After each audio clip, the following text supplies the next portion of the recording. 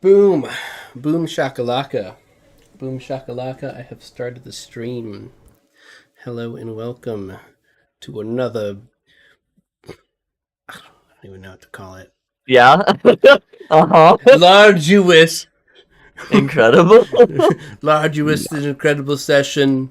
Join us. It's crazy. I'm crazy. My audio works. Just wish I could turn myself up a little bit, but I'll workshop that. It's fine. We're good. So, hello. Welcome back, everyone, for another session of Casual Arson. I'll be your host, TwoHands. Excuse you. And before we begin our forbidden and grand adventure, who do I have the pleasure of playing with this fine evening? Well, good evening, everyone. I go by Aludriea Luna. I'll be playing Anvizal Erlenor this evening. We got some goodies in store. Stay tuned. The tired, rune-made wizards. Overworked, underpaid. Here for the vibes. Never the vibes you want. Not underflamed. Not underflamed. He's real toasty right now. And I am Joe. I will be playing Bore Krios, the resident Shatterkite talent, who is just trying his damnedest to not let the party and himself die. It's true. So far, so good. Rip Cedric. Hello, everyone. I am Sharkbait, and I will be playing Echo, the Feyblood Ranger, who is back and better and stinkier than ever. And yeah, and very much on board with everything that's happening. He's very excited to be here. Yeah. The world isn't ready. It's good. So, where do I start? The last session began with the Stormcrows charging into the breached wall of the Bloodfang estate. Before them, in a fire-strewn courtyard of cinders, stood 12 crazed hobgoblins and a Baptiste, who motioned to the hobgoblins, and like marionettes, they all stood at attention in unison, their bodies moving in perfect synchrony, unnaturally, as if something was moving them. The Baptiste spoke in a booming voice, welcoming the group to the Bloodfang estate like an old friend, and congratulating them on thwarting the chaos. During his speech, the Baptiste interrupted himself in a very different and pleading voice, saying, "Brother, forgive me, I took," until the deep booming voice cut him off and resumed, saying, "Let's tuck you back in, no," and then resumed the conversation casually, leading a thunderous clap for the adventurers again.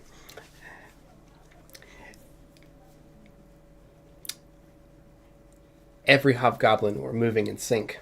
The clap began to slow, replaced by a slow thump as they began striking the ground with the butts of their spears, chanting, "Drip, drop, drip, drop, drip, drop." The Baptiste resumed a more serious note and asked if the party was ready for what came next, and suggested that these minions wield such little power, as he looked over his hand, bristling with black, angry flames. He peered at Anvizal and asked, "Does it remind you of old times, old friend?" Anvizal narrowing his eyes through the flames, responding, "If we're destined to dance, I don't want to keep you waiting. I think we both know what comes next." Damn, you did say that, didn't you? Yeah, he did. It was great. Yeah. It was so cool. What came next? Perhaps it was the ongoing effects of chaos, but witnesses of the battle said it was akin to seeing God. Echo and Cedric ran up first, ears down, fangs bared, shots rang out from Buster Call. Cedric pointed his fingers like a gun at several hobgoblins, Die, die, die! And 2 of them did. 1 simply exploded. Yeah. Anvizal launched attacks with his sling at the charging hobgoblin horde. The chaos-corrupted Baptiste launched a pillar of fire that engulfed the party, everyone trying to flee. Freemy lied in the flames, paralyzed, and burned helplessly. Baptiste Scanleon leveled his arm, unleashing 5 fiery bolts, the Jericho, which splashed over the other Baptiste, grimly noting the fires had reduced effects on the enemy. The enemy Baptiste let loose his own weapon, a spiritual pressure like fire, washing over everyone as they glowed like under the effects of fairy fire, brilliantly outlined against ash and smoke. Orin summoned his howling longbow and streaked arrow after arrow at the charging hobgoblins, filling them with poison and stopping them just steps away from their position, but more came. He then let loose with his own spell of black fire as the chaos-corrupted Baptiste whispered, "Jericho unbound," as black fire missiles launched from his hand, finding devastating marks in the group. Even the ones that missed bounced and sparked off of walls, eventually crashing into their intended targets. Bori used his blessing of the Raven Queen to teleport with Freemy out of the pillar of fire as it began to move, chasing them. He'd launched a huge telekinetic burst, a larguous burst, that took the lives of a score of hobgoblins in a breath. Cedric on all fours now, jumping from hobgoblin to hobgoblin, raking them with claws like a true animal, taking hit after hit, but still ripping them apart. The hobgoblin spears began to find homes in the front line, inside Orin and Eric. Cedric. Who's Eric? God. and the shadow summoned by Anvizal. Eric is his evil brother. No! Cedric, no. The enemy Baptiste let loose another volley of indiscriminate fire. Screams of pain and shrieks were all around. He began magically teleporting, his armor glowing bright and dangerous with radiant energy, melting away the shadow spirits. Each time he teleported, fire rushed out like a wave washing over. Cedric took round after round, holes being burned clean through him, but still he pushed onward. The column of fire burned forward. Bori braced for the worst, but an otherworldly force intervened. He prayed a silent thanks to the Raven Queen, but received back, it wasn't her. Too busy to worry about it, he just nodded and decided he'd deal with that later. Anvizal, absorbing too much damage after using a necrotic spell, exploded. Close to death. Exploded! He crawled away. He was not doing good at that point. Literally just pop. Like a giant zit. I could hold it. Oh. The enemy Baptiste raised his hand to the sky, and the sky went dark, and the sun turned to black, and he plucked the black star from the sky, holding it at the tip of his finger, and aimed straight at Orin, and whispered, "Zero star," and it shot forth with sheer destructive force. It pierced straight through Orin and tore a gaping hole into Baptiste Scanleon behind him. Both reeled from the attack. Cedric caught fire and dove into the stream, which unfortunately was close to boiling from the heat. He fought like a wildcat, pushing Bori out of the way of the Baptiste's fiery claws. Anvizal crawled through the mud into a deep pool of water, thankfully not boiling yet, but uncomfortably warm, and cast water jet at the Baptiste, who began to take damage from the combined attacks and the ferocity of the desperate group. The Baptiste came for Echo and Bori, ready to kill, and the kills would be easy. Everyone was hurt, everyone was dying. Cedric interceded and was eviscerated by fire. The last the party saw of him, as he melted into a pool of blood and charred flesh, was a single thumbs up, slowly disappearing into the ground. Baptiste Scanleon, barely clinging to life, charged. It was now or never. He raised his hand to block against the angry radiant fire armor as he charged in, his right arm completely disintegrated. But he brought his armored gauntlet down on the chaos-corrupted Baptiste and split him down the middle with a natural 20. The battle was over. As everyone reeled from their wounds, fires were doused. There was no time to mourn the dead. They were at the Bloodfang estate for a reason. They needed to make sure that Mogra was safe. She was important to them in the coming battle. The party ran inside the battered complex, noting dead guards, and that's where they found her. Dead. Quickly, and without all the information, the party fought a desperate battle, fighting off the remaining crazed hobgoblins affected from the Chaos Curse, while Anvazal and a very wounded Orin worked together, piecing their notes, putting a quick rune down, writing her full name, and testing for the first time in unfortunate circumstances, Revivify, a spell that is not possible in Rodinia. And it worked. She gasped for breath, alive, and not undead. But it was a big chance.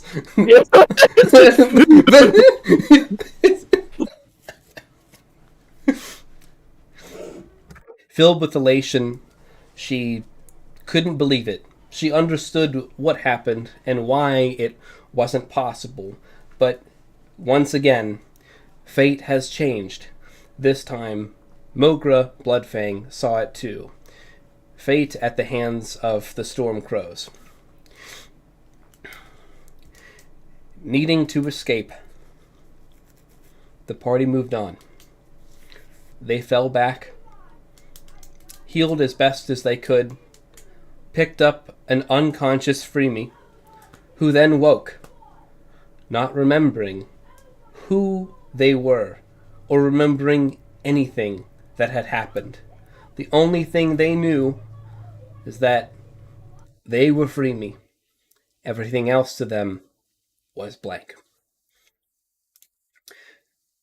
Anvazal, understanding that this was some effect of the Chaos Curse, did his best to explain on the fly, to hang on and trust in this group of people who are in fact your friends, Freemy, that they will explain it all, that it'll be alright.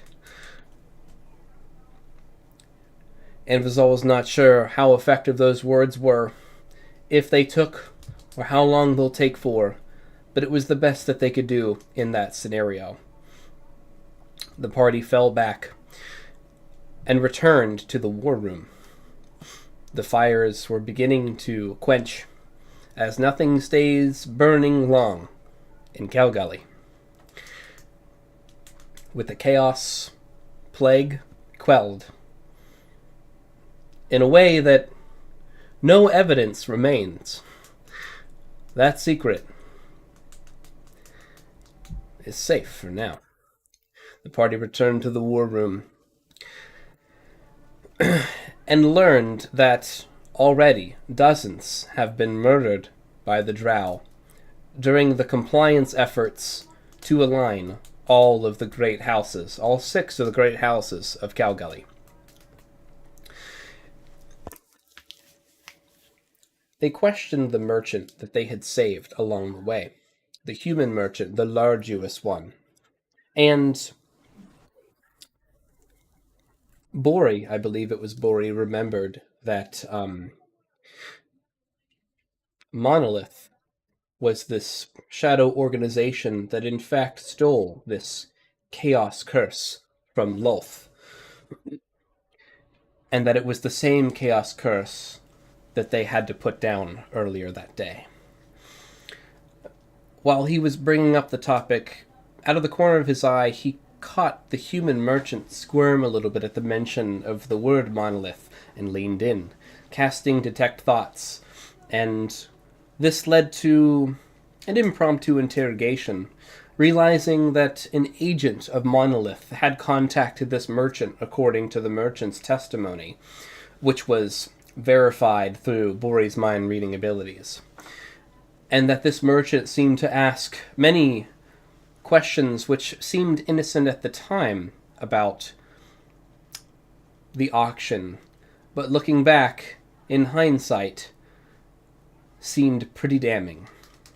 Because the answers to the questions that the Monolith agent asked, the answers were located in the same room that the Chaos Plague was found.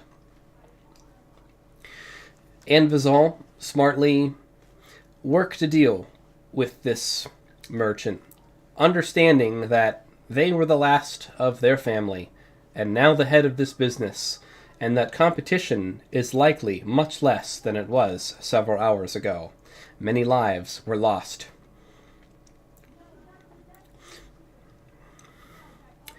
And let's see, is there anything... Oh yes, he also assigned a guard, a hobgoblin guard, to watch this guy 24/7.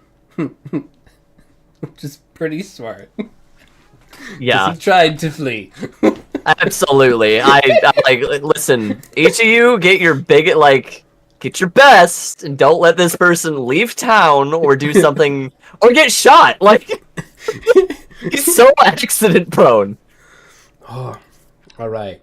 And so we resume. And so my ad-lib ends.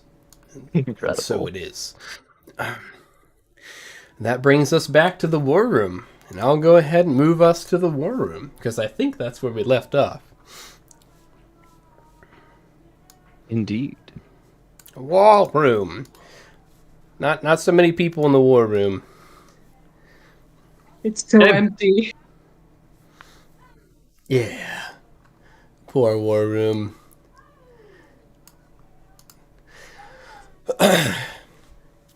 Yeah. You guys are right where we left off. The merchant at this point has been taken somewhere safe. Let's put it that way. He's been taken somewhere safe. If you need him, ask for him. He will be delivered. Okay.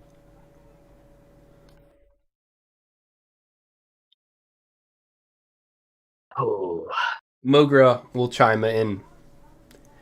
So what's next?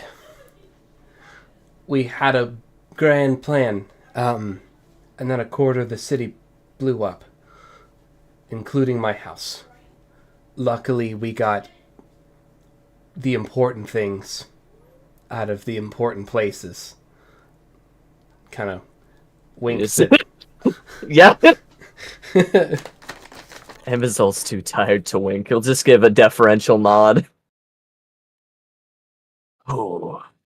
We still have to prepare for the assault on the Mind Witch. And that needs to be done within 2 days before the Prince of Frost and Darkness gets here. Likely at full strength. Which means we need this band to trap their spirit once we've broken them down enough to try and bind them. If your smiths can do that, can assure that is done, the Storm Crows can see what we might see. As for reclaiming the Mind Witch, bringing them back to their former glory, or possibly post, or detaining them. If negotiations break down. And it A is report- a high likelihood that it will. The report? Like you said, we bring him into the fold, or we bring him low. And then I bring him into...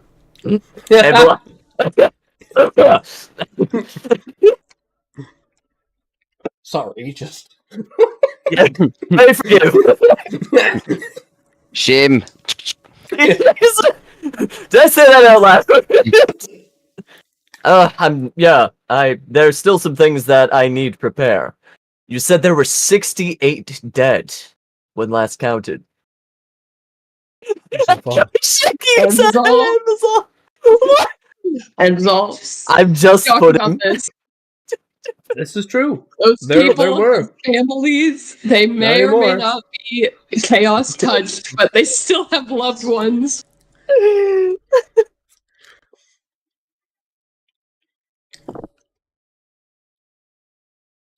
We Yes. do need some people though, and it kind of looks like we don't have that many. He's, So. he's gonna go for it anyways.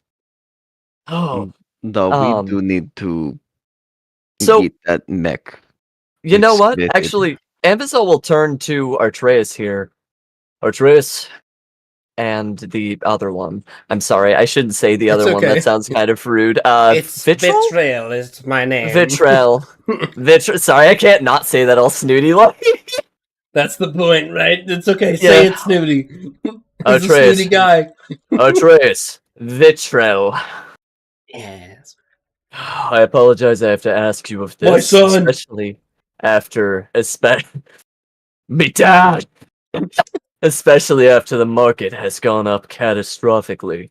But I might be asking you to offer your coffers just a bit. We have need of work, and it wouldn't be right for the families who now lost likely what is the breadwinners, all capable warriors. They need to be given proper respect for every person willing to see their fallen memorialized and put to the glory of still wordsmithing it put to the glory of everyone in this city. Will go a decent chunk of gold as a sign of good faith to help find them security, and for the body, of course. I would like to talk to both of your necromancers in as quickly as can be. I believe Vitril, you have persnickety. Yeah. If they were not caught in the fire, I would like to see them. And you, for the Bloodfangs, Hex Lily, if they're still around. Or the Splinter Shafts, forgive me. Hex Lily is still around. I'm going to need their help. They are both still resting. I can wake them. Both stayed up all night working on the scrolls. Let them Again. rest. I can rouse them. They can eat. That will let just them cut rest. into their work that they'll be doing tonight. They need their sleep. Tell them to save. No. Let them work tonight. We'll likely be heading out in the morning, once everything is wrapped up and we have everything we need. We've caught our breath. I do have a task for them, for when I'm away, and I'll do as much work before I leave myself. Again, contact as many of the families of the deceased as you can. Bring the bodies back to these Splinter Shafts. Atreus, you And- know where. I understand. What, in simple words, because not all are well educated, not all are wise, some more than others. If you could describe in simple words why they should not follow the ways of burning their dead out of respect, and how this sacrifice can save them. Not for me. I can set aside my No, I understand. disagreements. I understand intellectually. Help me understand how to help you when I'm explaining it to these people. I'm sure you understand what I mean. Perhaps think of this chaos curse that has stricken that area of the city. It is something that is unknown. Perhaps their body can still be used in death to study the after effects, to figure out what this truly did. So taking the angle of a plague out of fear, but that wouldn't give them reason to not burn it. True. You have a warrior culture. Warrior Correct? culture, yes. Where do your people go after they die? Do you believe in a certain afterlife? It's not about what I believe.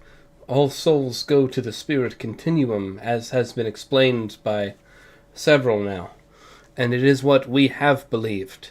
It sounds like this is true. We have a decree from your god. Looks up name really quickly here. Ravgoth. Ravgoth is what they call the Raven Queen. We have had a divine vision from Ravgoth, who at this very moment is fighting chaos. The spirit continuum itself is in danger, and all recently deceased have been called and given the honor to continue fighting for her glory. Yeah. There will be no rest until it is done. This is your duty-bound honor. That'll work. Service even in death. That's, yeah. Perfect. Even in death, I serve. Yeah, exactly. That's the angle Ambazal's going for. That is some Helldivers type shit. Ambazal, I'm not even gonna lie, that was pretty good, you know? He's hungry! So...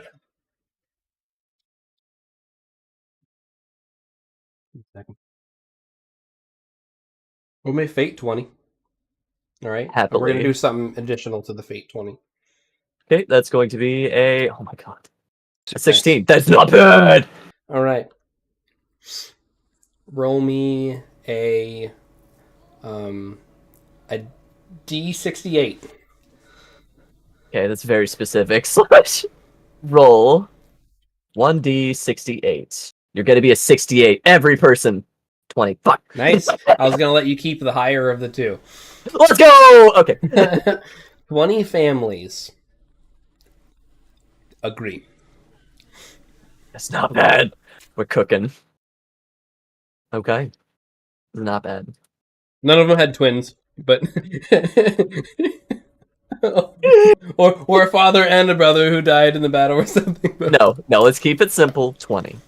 You have 20 bodies where people aren't at the gates asking for it to be burned. Okay. We can work with that.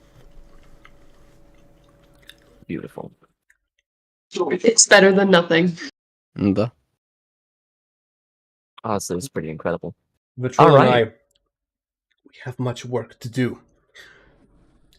The families aren't united yet. Even now, there is still violence in the streets. This is something that we understand needs done, but not everyone understands, unfortunately, and no one has survived to understand that the Drow are our silent enforcers. But the Darkblades, ever the paranoid the Darkblades are, they are growing suspicious, and they are growing lean. If they don't turn soon, they may not exist in this new era. Zorlan Darkblade may be the last of them, if they will not yield. Well, I think we know where we need to pay a visit next. But do we have time? You said it yourself, we only have 2 days to go for the Mind Witch. What if it takes us those 2 days to find him, fight him, and get back? You're right. Vitril chimes in. The Shadow Kai is right. Zorlan, he won't respect anyone that isn't a Hobgoblin, and even at that, he has no respect for anyone who isn't a Darkblade. Only a greenskin can slake his paranoia, even if it is but a small part of it. He will bend the knee, or we will bend him in half. And he just shrug. Oh, so be it. These are the sacrifices of war. We are on a path that we cannot steer away from now, Atreus. You know that, don't you? Atreus is he looks a little haggard. He's real you guys saw him easy. this morning. He's got that stressing look. Mm-hmm. I can understand it. It's like, Well- yeah, I love fucking killing my people, but we gotta do it. Great. Do everything you can to bring them into the fold. If they can't, make it quick. And recover as many of the fallen as you can. Just because they won't serve us willingly does not mean they will not serve us. I will see it done. I must object. Okay, we need the consent from the family in order to But carry if out the this mission. entire family is wiped out, Yes. Echo, you truly are the best of us. We will No, lay I'm them to just rest saying- when we have time. No, Ambazol, when we get back, like we don't want to be. We still want to be welcome in the town after we're done, assuming the town is still But I mean, Echo. you know what? We are doing what we need to so the town still exists. We will be welcome because we will be the winners.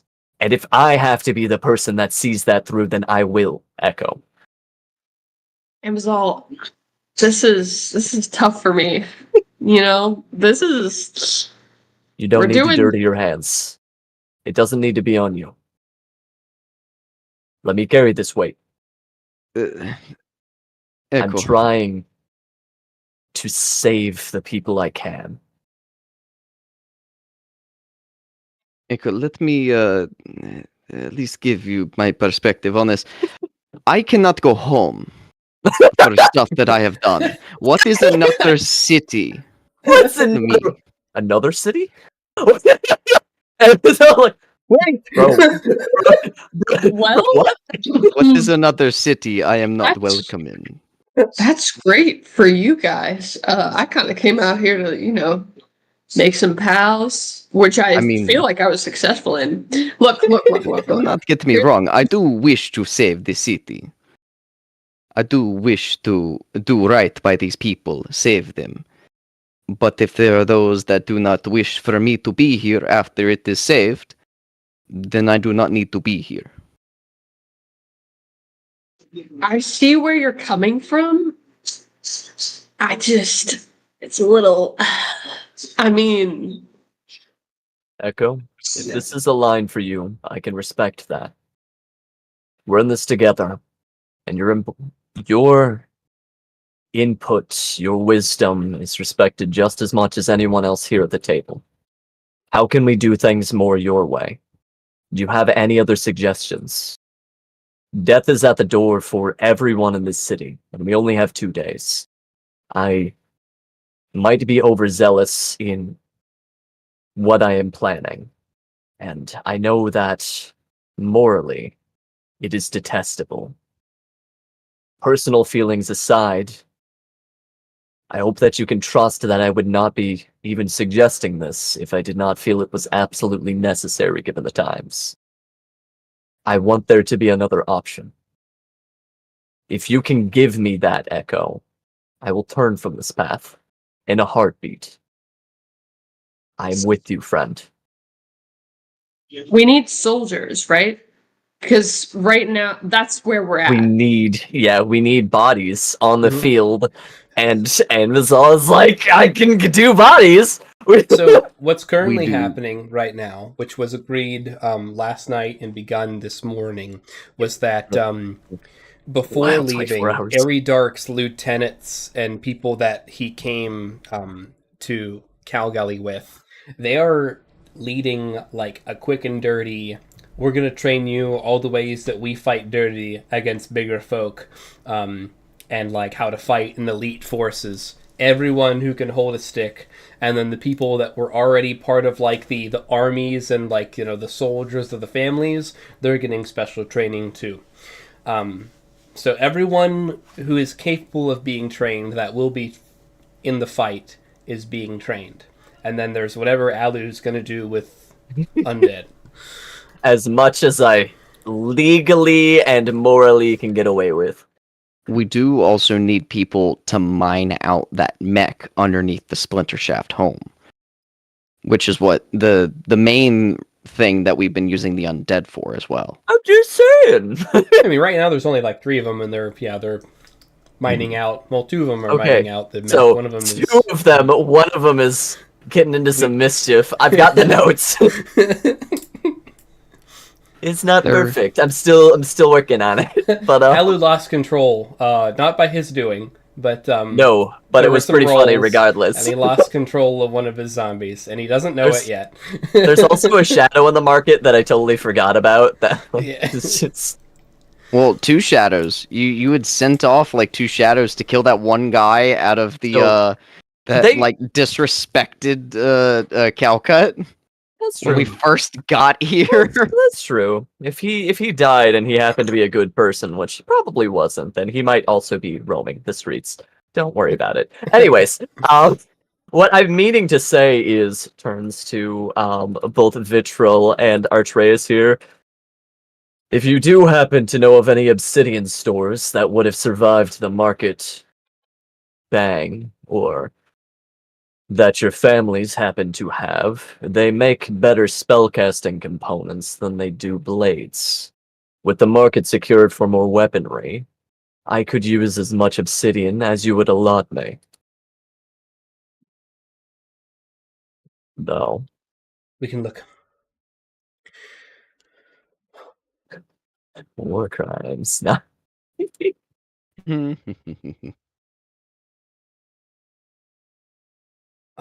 Now, Yeah.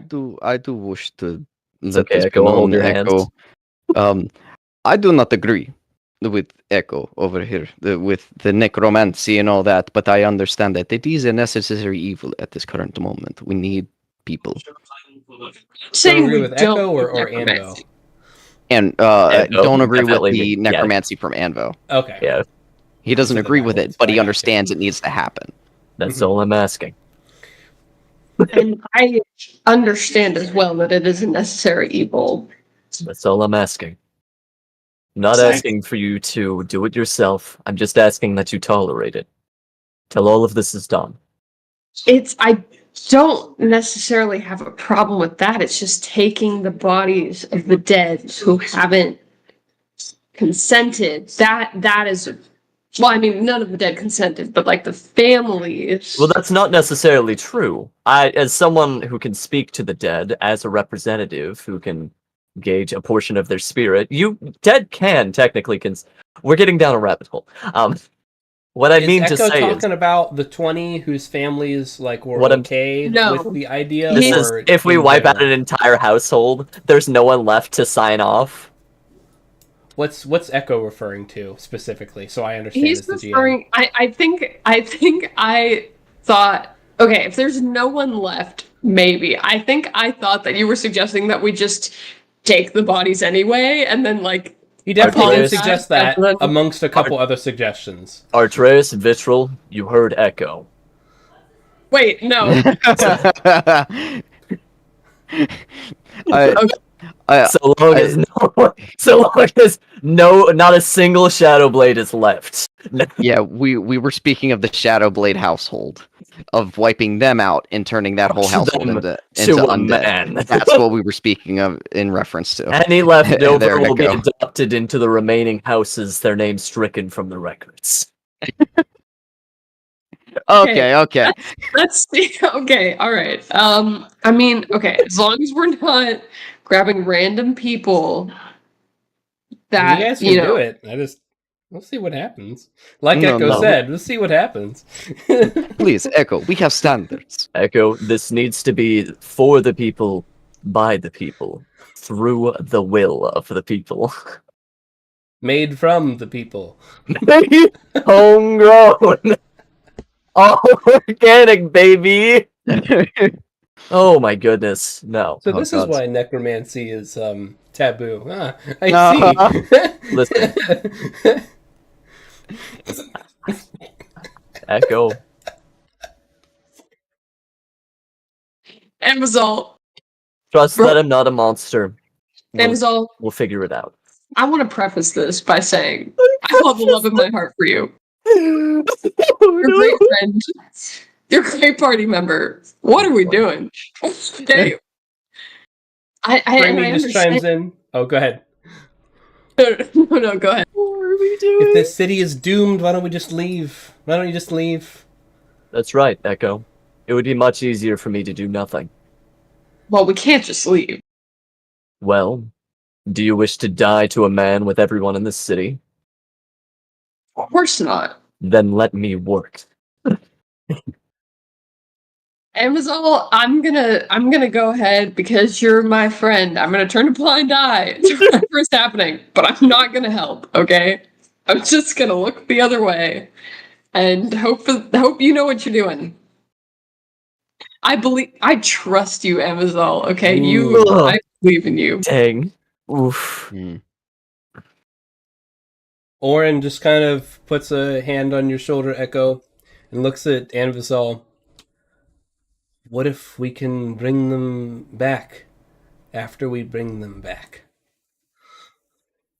That would be something I could get behind. But we don't know if it's totally possible, right? I mean, Mogra, but... We have a living example of this. Give me time, resources, and your trust, and I'll figure something out. That I could fully support. Or Furious it's kind of nodding. like he's got a new shirt on. He looks under his shirt and kind of like looks at you, Anvil. It could be possible. There are risks, but we could make it work. Bori Nothing just is without squints risk. his eyes.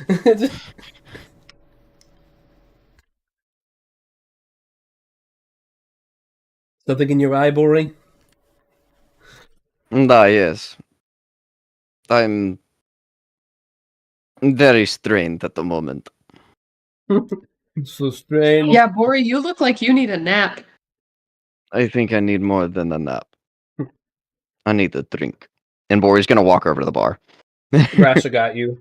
Grasha's like, oh, honey, drink up. I'm allowed to serve drinks again. Yay! Good for you. And Bori will drop a Good gold. for you. Bori just puts a gold coin on the bar and just asks for like a whiskey or something. Whatever she's got. She give you good whiskey. Nice. She gives you. It's a shot. She says, "Careful." Everybody, shush. Yeah. Bro, Bori needs it. Mhm. Everyone needs it.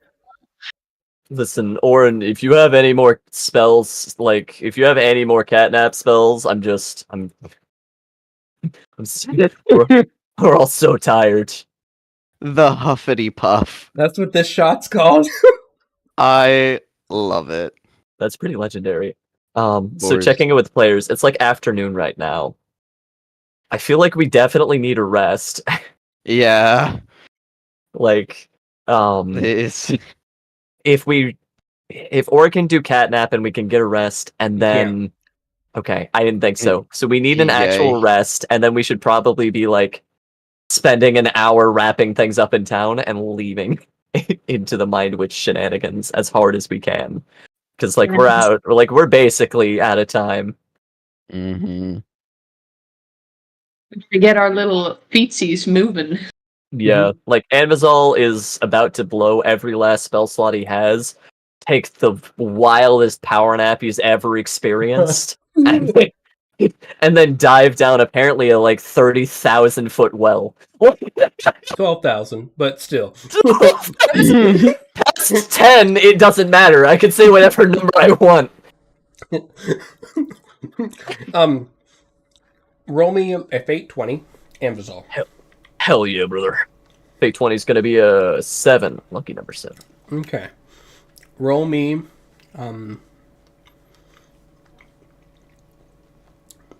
a D2. D2, can do. For you. Slash roll. Roll 1d2. gonna be a 1. Vitrill is able to hook you up with 100 GP worth of obsidian. Let's go! Okay, that's actually that's enough for my first little minion! Yeah! I'm not gonna raise the drow, he's too gross. I decided he should be cremated. He's too sticky. He's yeah. At the end of the day, even if he is a drow, he's just too listen, You guys will Andazol never has be able to work standards. with him. We would never be able to work with him. So with this, I have the exact amount I would need to raise a white, which is really cool. Nice. And now that I'm level 7, I can do that. I can raise my first freaking white. I can. It's gonna be the 1, so we need to make sure that it's something cool. Right. Now, Ori and Invizol, when you guys do your nap, I will need a Constitution saving throw. But we can do that when you guys do your nap. But don't let me forget. I won't forget. But don't let me forget. Echo, just for your awareness, you're hurting pretty bad. You have like less than 10 HP. I think you have 7 HP. Orin, he's bloodied. He's hurting pretty bad. He's got holes through and through. Invizol probably still has like half of a spear shaft sticking out his back. Like, yeah. Invizol, I think, was down to like 1 HP, I think. It was like literally, it was like crazy. like 1 or 3. Yeah, it was really bad. No, you're right. It was 1. It was 1. Yeah, it was literally 1 HP. Ooh. You're stressing me out. Yeah, I'm just really tired, Echo. I think we need did all of our medics... Is there a medic left in town? Like, we need like some basic first aid. Bro, ain't no Listen, first aid here. before You we could probably get some before we get some rest, if any of you have magic capabilities, use all of it. On what? Yeah, I don't know. Whatever you can. Grasha, the bartender, I have cure wounds. she That sounds I can pretty cure good. some wounds. If you have cure wounds, we all have wounds. Maybe Baby, you complete me. Nah. Or Oh, it's just like, I don't think I can heal you guys without it hurting someone else. Sorry. Orin, let's get Echo. Why don't you use that to get Orin patched up? You two could use a moment. A lot's happened. And if so, I'll give you a little wink. Exactly. I unmuted for that one. Why don't you? Wonk, wink, wonk. Why don't you go patch Orin up? We'll hold down the fort here. Okay, will do. Where do you patch him up? Where do you patch him up? You mean Great on question. his body or Such in a the saucy room? question. Sure. You know, maybe the Yes. spear that's sticking out of him? Question mark. Okay, that's a good start. That's a So good we got the start. wear on his body. Where geographically do you patch him up? Pants off right now. Now. Sorry, I missed that. I'm back. Where geographically do you patch him up? That's got to be the best way I've heard that question What asked ever. Hurts. What is hurting? Orin, are you bleeding? You seem like you're probably bleeding a little bit. His heart's been bleeding for you since day 1. You just Mhm. can't remember Oh, it. Oh, Echo, I don't feel so good. It's been a long day. I'm hurt pretty bad. Maybe the worst I've been hurt in my life. Yeah, God. Well, don't worry. We'll fix you up. But I'm glad you didn't die.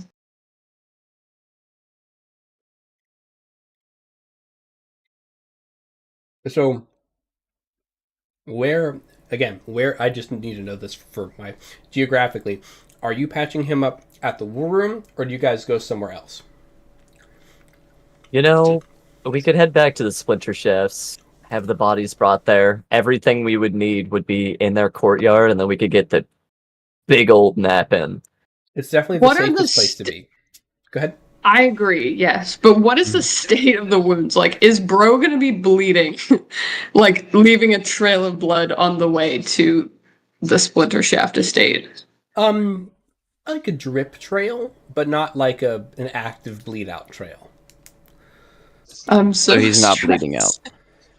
Okay, that's probably fine. I'll just like do the little like fireman carry thing. Like do the little or not fireman carry, but the little like arm around the shoulder and be like, I got you.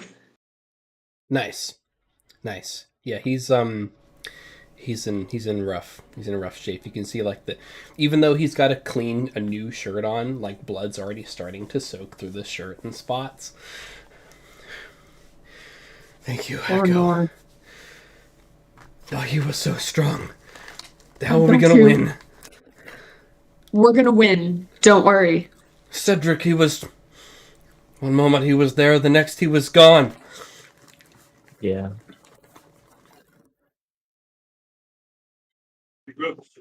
Yeah, it was a lot. But don't worry. He's just gonna keep reassuring him. He's gonna be like, we got this. We're gonna make it through. You know, we'll have time to process this later. No. All right. Roll me a little persuade. You see how persuasive you are. Echo's bad at people. I don't know if you can tell. That's not true. Echo loves people. Solid 8 there, GM. You're trying to persuade him, and you sound pretty good. You've got a pretty good argument. He just in the middle of it, he just starts like coughing, and his chest is heaving, and like it's a really violent fit, and it like aggravates the spear that's in his side, and he just kind of lets out a scream and goes a little bit limper, but you got him. But Okay, we're gonna pause. We're gonna I don't know where on the trail we are, but we're just gonna take a moment. We're just gonna step to the side. I'm gonna do a little cure wounds action. Okay, so he doesn't perish on me. That's probably a good call. Perfect. Nice. Heal him up. Heal him up good. Where you at, bro? Where's Echo? Where's Orin at? Orin. Did I not bring him on this screen? Maybe I did. I'll find him. Nice. He regains 13 health points. Hell yeah. It ain't much, but hopefully it causes him to honest work. it's honest work. You yoink out that spear. Yeah, I'd say that like you yoink the spear out, but like heal around it with your cure wounds, so you're able to like close off that wound and remove the spear safely, so that he's not aggravating his injuries any further. He's looking a little bit better. Thank you. Yeah.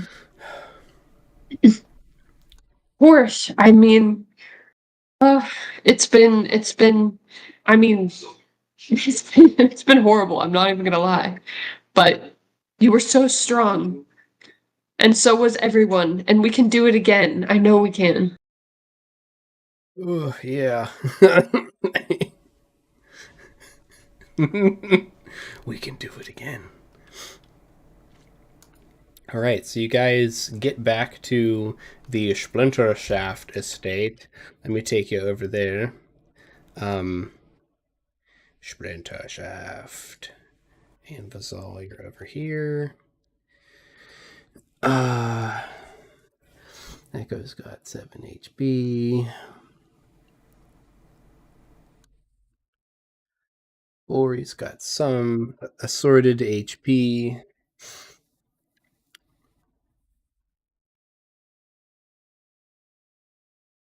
Orgra's with you guys hanging out. She's just coming and going as she pleases now. Kind of since, her whole home is destroyed. Yeah, there's that.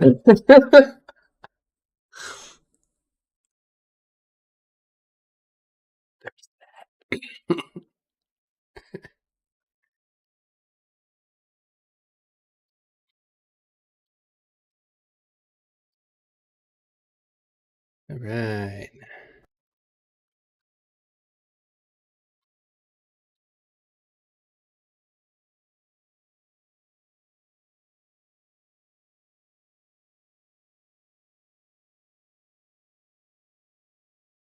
Cool. So you guys are back at the Splinter Shaft estate. What are you guys doing?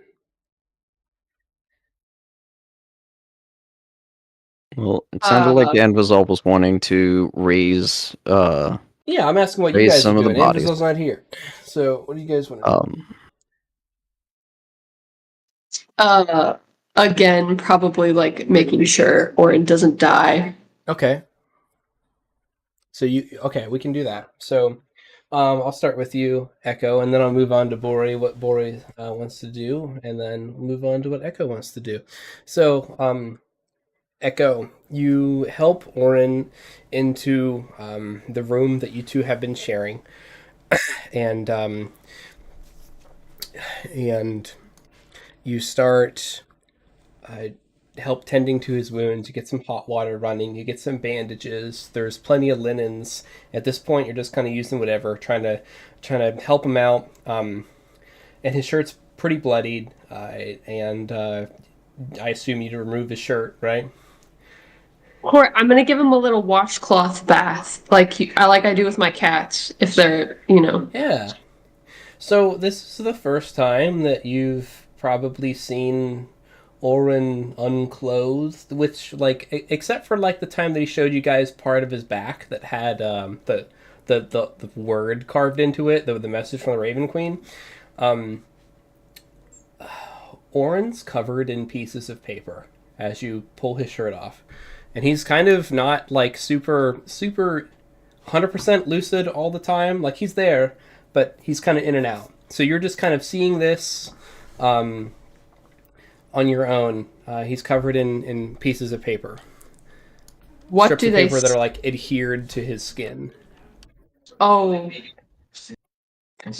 Do they say things on them? No. They have ancient Feyan symbols on them. Let me think if you've ever seen anything like this before.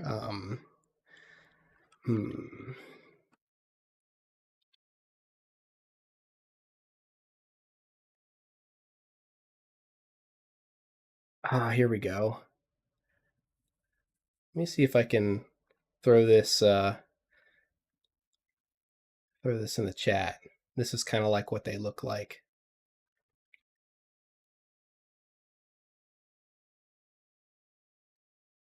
Ein Moment mal. Forgot that I should have had a picture of this.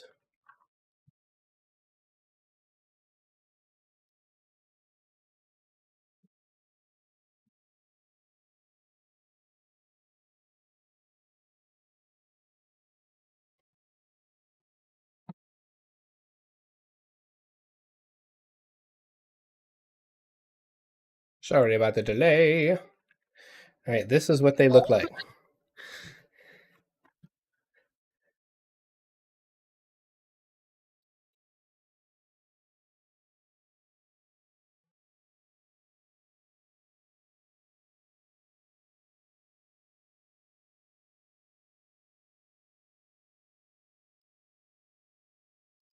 That's what you see all over his body, adhered to his skin.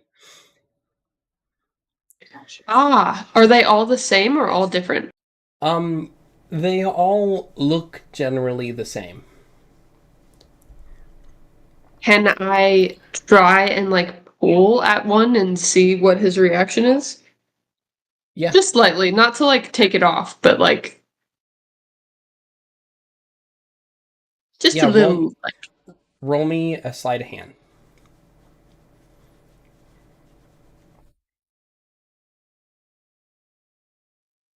The 21. Nice. So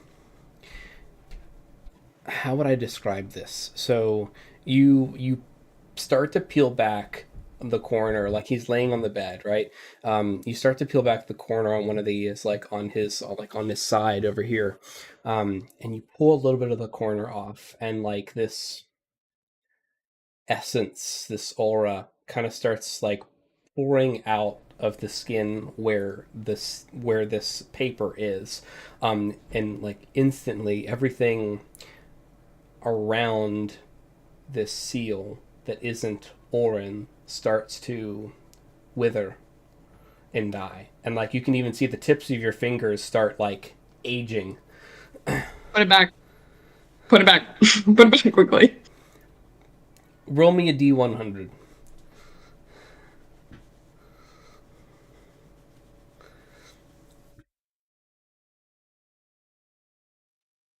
Nice. 87? Nice. All right. We're cooking. Damn!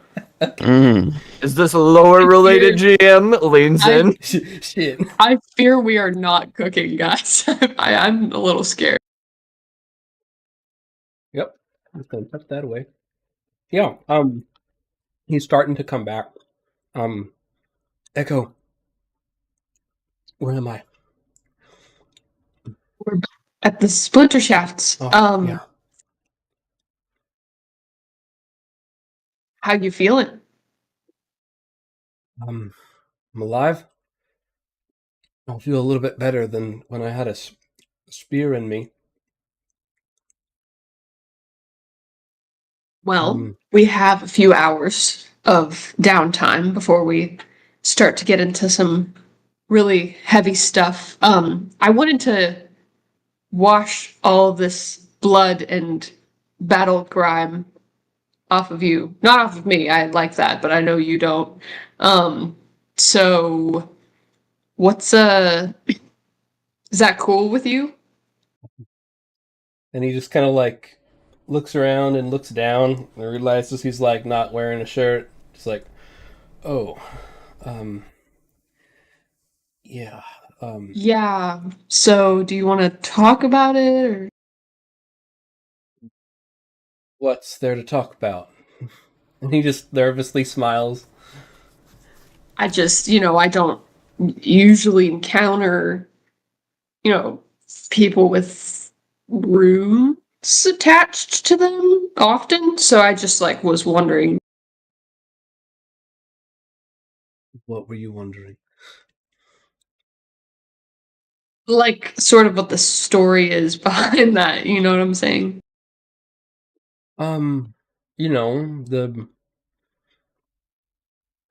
These are spiritual seals.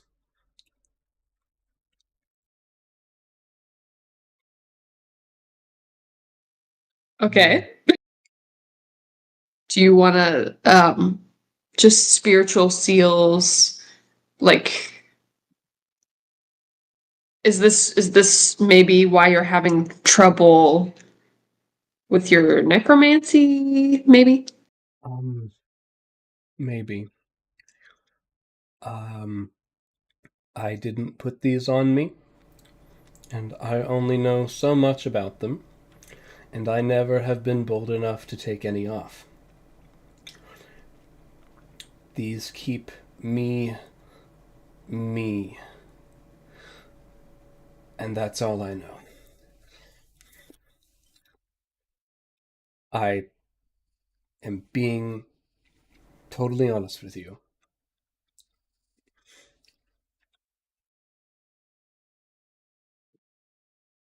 You seem sincere.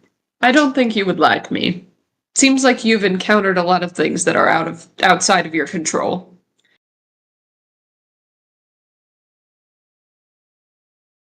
You recall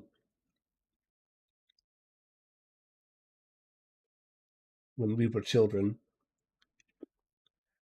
I did not have them in the past. I was going to say I don't think any of my memories that I have of you involve this situation. We have each grown in power.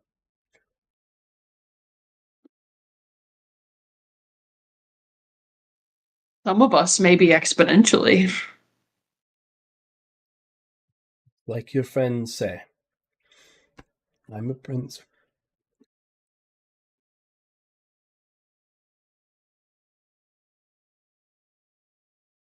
From what Eridark tells me, it is to be expected given my lineage. Maybe one day when we find Neotra, we can ask if I can live without these, or what happens if they're taken off.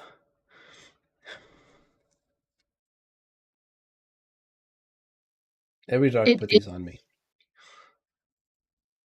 I have dark memories and little knowledge of the events that led to that act.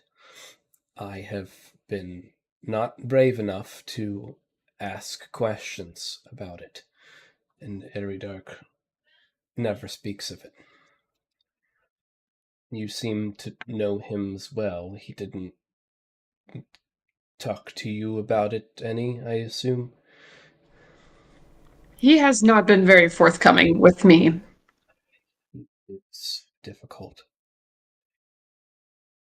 He always withholds information, expects us to figure it out as we go, and while we're bumbling in the dark, he's planning and keeping his cards very close, as he always does. I have never known him to be forthright about anything.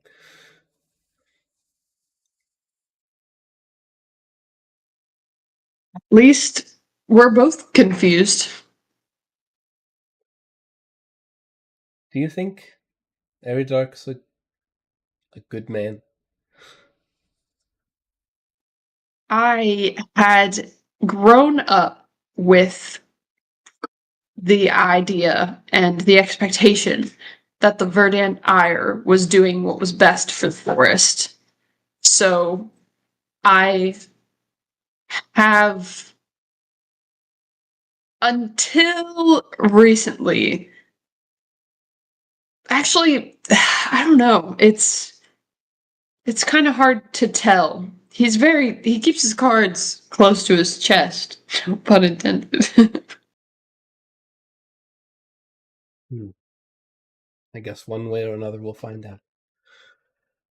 Probably after whatever role that we have to play is played. We maybe should try and get ahead of it, though. How? I don't want to be a pawn in his game if the game is sinister. Too sinister. I'm listening. He frustrates me, but he basically raised me. I mean, he's not my dad, but he's like my dad, you know? He's been there for me. He doesn't act like it, but he has been. And there have been times where I felt that he's been a little, harsh is the wrong word, but stern. I don't know. He seems awfully...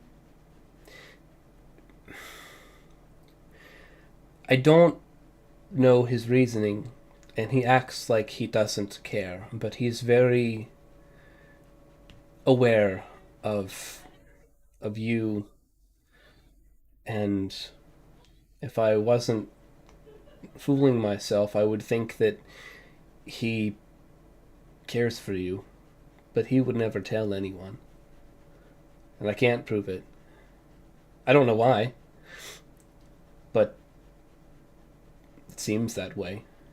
It seems the last thing he wants to do is talk to you or involve you in anything. He did give me an ominous hug the other night. Oh, those are the worst. Right? Like, it was so weird. I'm so glad I'm not the only one. So I don't know what that means, but I just the whole it seems like I don't know why he wouldn't tell us. Also, with me having my memory wiped clean, that doesn't for some reason I have a feeling he's involved, and that doesn't make me feel good. And do you think he did that? I don't know who did that, but I have an inkling that somehow he knows and approved of it and hasn't told me why yet, so. More games. I'm sorry. I'm sorry about this, and he's just gonna motion to like all the, all the papers and everything like that. I only have trust. It is a rare thing. I have trust until I don't have it. And that goes with everyone.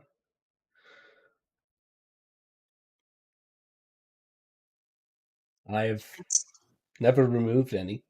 And he leans, he kind of looks around, and you can see, roll me a perception check, Echo.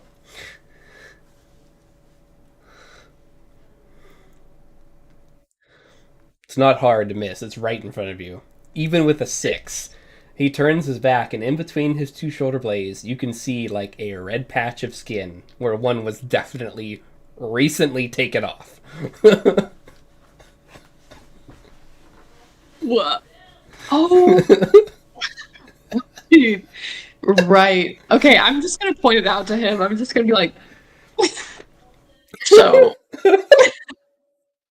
so right on your back, actually. And he's he can't see. He's like, no, it's fine. I don't want you to remove any more of them, but maybe in the battle. I mean, wait, hang on. So one removed, and you're still here.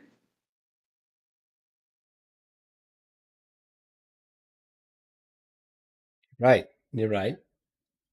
I'm still here. Are you feeling any more? Any more what? I don't.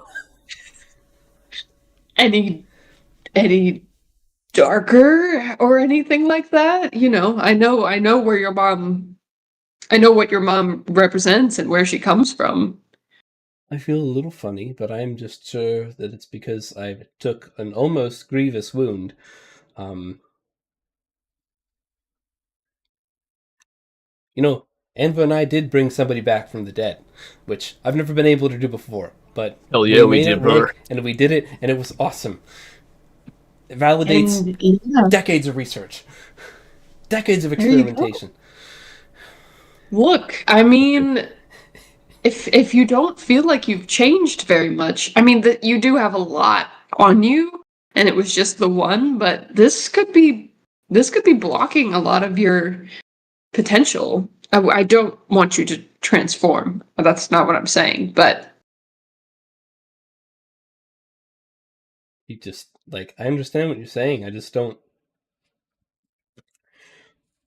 I don't know what transform into what. I'm me, so. well, you just said earlier that you might not become yourself if these are taken off, but you still feel like exactly. So maybe in time we will figure it out. We will. But for now, I feel okay. Not great, but okay. Well, let's get you tucked in. Let's get you washed up and tucked in so that you can fully recover. Get me tucked. Nice. So you get him tucked in, and he's out. My question is, what do you do after you tuck him in? Do you stay up? Do you nap? if you nap? When do you go to bed? Just walk me through like a quick timeline. Echo would want to check with the others and make sure that they're also alive, because I have a few more spell slots that I can Nice. expend for cure wounds. Just to stabilize people, like Alu. Yeah, going to sleep with a less excruciating Bane is usually easier. Yeah, that's what I'm thinking. So Would one, appreciate. roll me, Echo, roll me a fate 20 again. Okay. Ooh, 5. 5. As you're walking out the door, Oh, Oren, no. who has fallen asleep, begins thrashing in his sleep. And he's clutching at his neck. And it sounds like he's fighting someone in his sleep. Okay. And he's muttering something. And he continues struggling, holding his neck, and like fighting someone in his sleep. And as you're walking out the door, because it seems like he's not hurting himself, he mutters in his sleep something. I'm so sorry. And then he goes back to not being intelligible in his sleep. That's good. That's what you want. Yeah. That's safe. That's so safe. I'm so glad that he's being safe. So is he still struggling? Yeah, he's kind of gone back to like tossing and turning, but he's not throwing himself out of bed. He was having some type of like fit where something, maybe a dream or something was like coming through, and he was like starting to, how you like act things out sometimes, and sometimes your body kind of like keeps you locked in. So he had a little fit in his sleep, but now he's back to being tuckered. All right. Okay. Cool. I'm gonna let him rest. I'll be back. I'll be back. I'll be right back. And then I'm gonna check on everyone and give Nice. help. Well, what's Bori up to? Walk me through. What are you doing, buddy?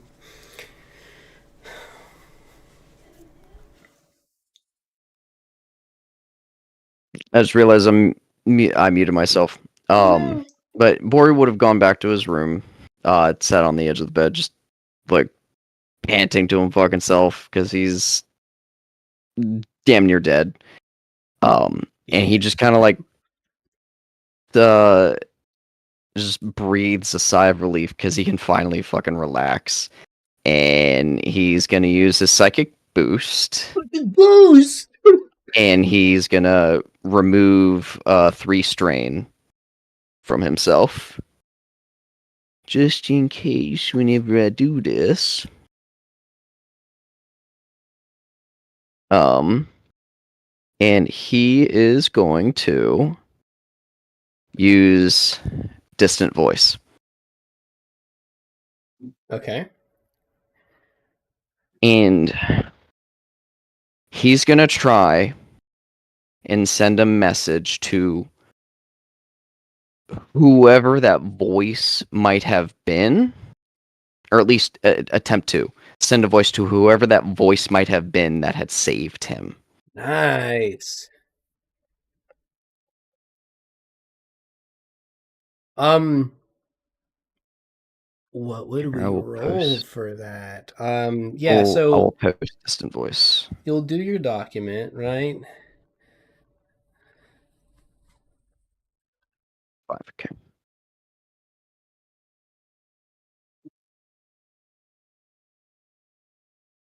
That's really interesting.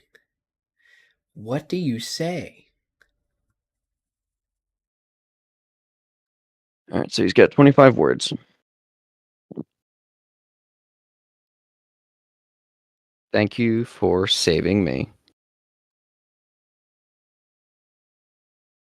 Who are you?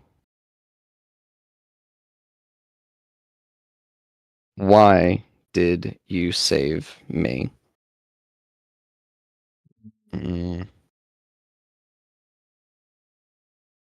Shit. I didn't think this through. It's all right. You can think on it for a second. I would like to have an actual conversation with you. Please respond. Nice.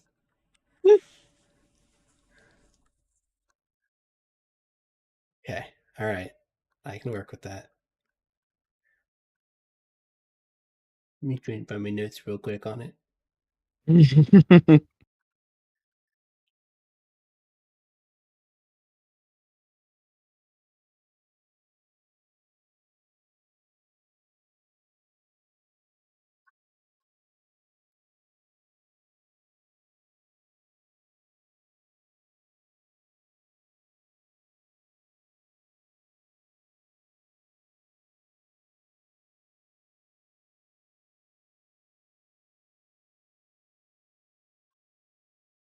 Is it under miscellaneous? Yes. Yeah, sure.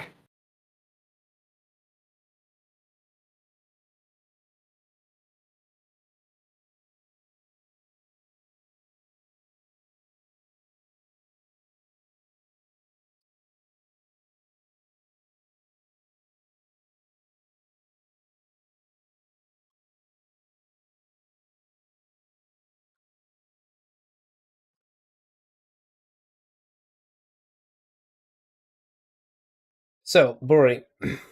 Da. Roll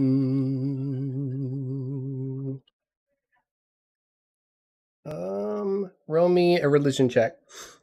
Religion, alright. Something's already going to with those. happen, but I'll just see what you get anyways. As a 15. 15's not bad, dude. 15 is not bad. Struggling to remember a name. It'll come back to me. I have it right here. Yes. Yes, indubitably.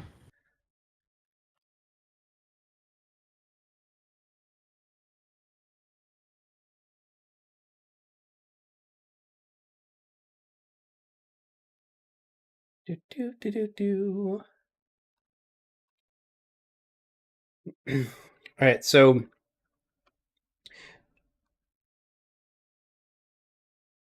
are you resting when you do this? Are you sitting? Are you standing? What are you physically doing when this happens? He's sitting on the edge of his bed. Nice. You can see a similar sight to what you saw whenever you were in the courtyard, and the courtyard was on fire. And that searing bolt of fire that was careening forward towards you, that would have killed you, dissipated as you basically gained some type of strength to negate it. And when you had negated that fire energy, the angelic statues around you that were depicting the Raven Queen, they healed. The fire and the charring and the burning healed, and they glowed white marble again as that whatever the energy was that saved you activated. And you can see that same effect is happening again as everything in the room grows a bit brighter, and then it grows darker, almost taking on a dark hue, before returning again to its normal brilliance.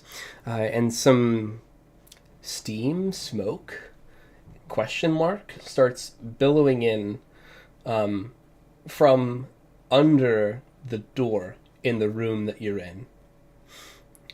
And it's almost like the floor is covered in this black smoke. Roll me an insight just to get a vibe of like, what are you feeling here? And I'll kind of give you a nat 20. Natural 20 for an 18. Whoa. So you don't feel threatened by this smoke. It doesn't feel ominous. It feels powerful. It feels... Bori, it feels like you. And you can feel that thing inside you squirming around, the chaos curse writhing in your stomach, the chaos curse that you drank. You can feel your left arm starting to twitch and just kind of starting to freak out as this presence draws near. Almost like it's rejecting it. And you feel your left arm is pulling you away from the door. And you see the doorknob start to grow white hot. The metal itself just starts glowing white hot. And the door opens. And smoke, heavy smoke, bursts into the room, but you smell no fires. Nothing's burning. And this guy walks in. Whoa. Okay, that's pretty metal. That's awesome. Oh, that's sick. You called Borikrios. I did. To be New, perfectly honest with you, I didn't think you would answer. New number. These Who are this? extraordinary times. I thank you for saving me. But who are you? You resemble the Raven Queen, but you say you are not. I am no Raven Queen, nor do I work under her. But I am very close with death. Do not be mistaken. My name is Malakak Makvet. And you see, Malak. he just like, as he's walking in, he brings in the rest of his equipment. He has a giant, wicked-looking black scythe in his hand. Yo. So cool. And he's just standing there. You called, and I answered. And he just points to your hand, to your left trembling arm. Bori Chaos grabs hold of it, keeping it is still. consuming you. How do I stop it? There is a way. For a select few. Borikrios, it is no mistake why I am here. I know why you did what you did. In the fires, in the smoke, in the shame of the moment you drank from that cup. If you do not do something about it, you will turn into an abomination. Because you wanted to save the lives of many. If it means my own sacrifice to save many others, so There be it. is a way to stop the curse from turning. How? How can I do it? Become like me.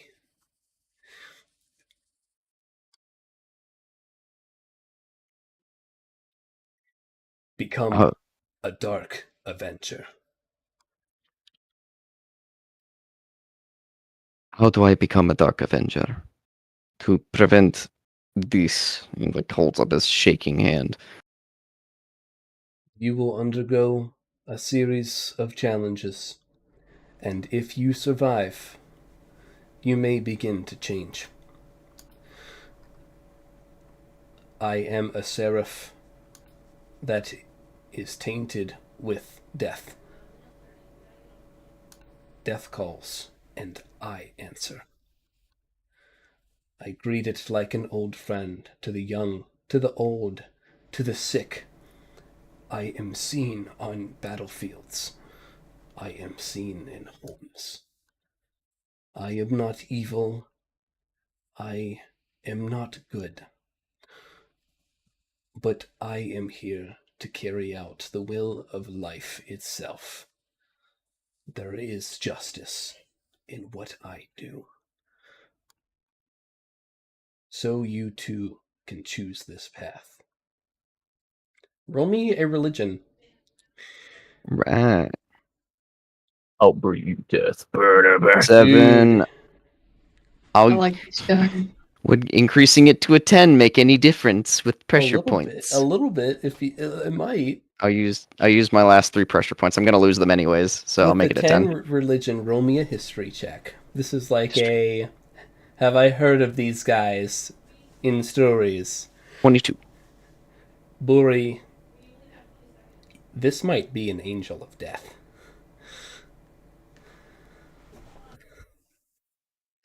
Fucking wicked.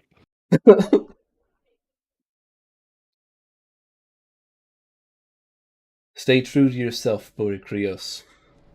I see that chaos wants you too. You will have to choose.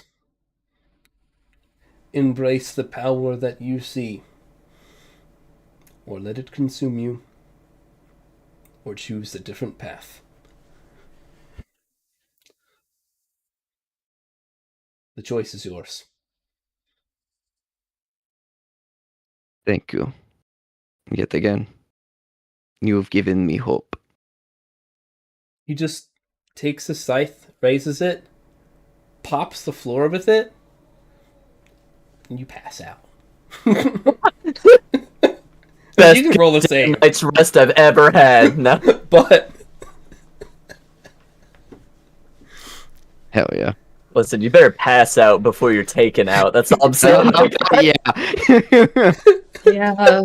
Oh, it's a little If he's ominous. just putting me to sleep, just he'll. he's just putting you to sleep.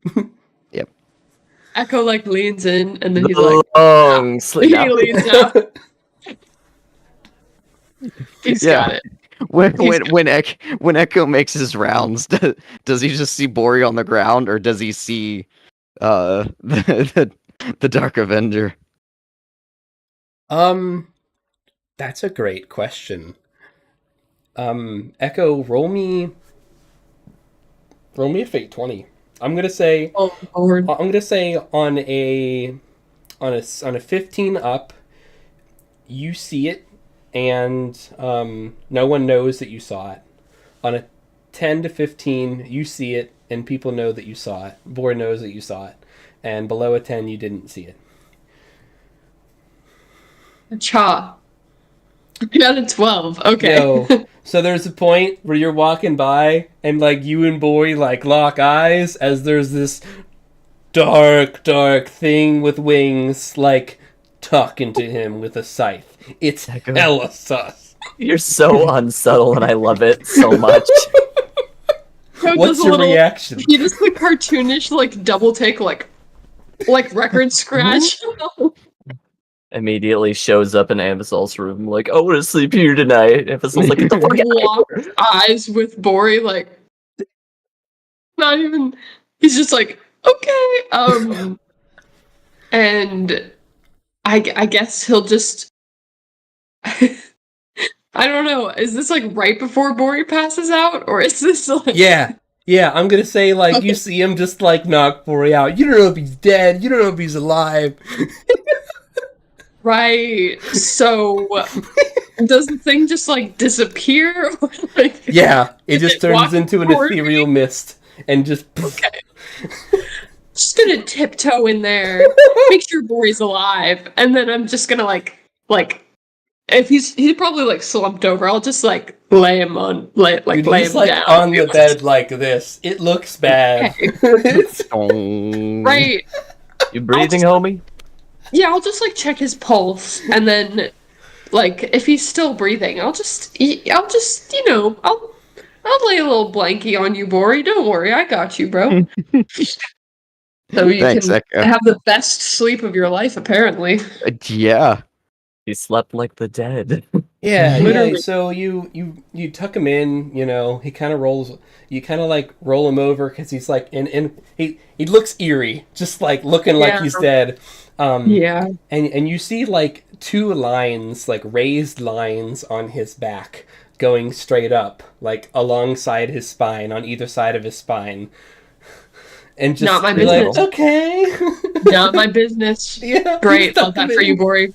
I'm just gonna like give him a little pat, like pat on your little Yeah. bald Shadar-Kai head. Just tap tap. Okay, bye. He feels feverish. Fine. It's fine. I'm sure it's fine. It's just a strain. It'll be fine. He'll be okay. All right. Well, he's clearly asleep, so he doesn't need help. I'm gonna go find Anvizal. And Vizal, Yep. tell me how things are going. Well, Amazon would like to blow his last spell slots before he Yeah. gets the real big eepy sleepy tonight. Let's see here. So, I can basically raise some more ghouls, of course, and as well as a couple of whites if I wanted to be really particularly cheeky. Mhm. So my question is, how long will they take to kind of bring those bodies in? I think there were some earlier that we would probably be like dragging over. I'd be It would looking be to raise safe some to of say those. there's at least enough to raise what you can raise. Perfect. That would be Anvizul's priority, just to finish up every single spell slot, like every spell slot that he has. Just gonna use all of them. And then from there, he would head inside to a room and probably be winding down for bed, maybe taking some notes in his journal before he conks, like pondering life. There's definitely a lot of his mind. So, Yeah. players, I'd like your input. I could raise cool ghouls, like a bunch of cool ghouls.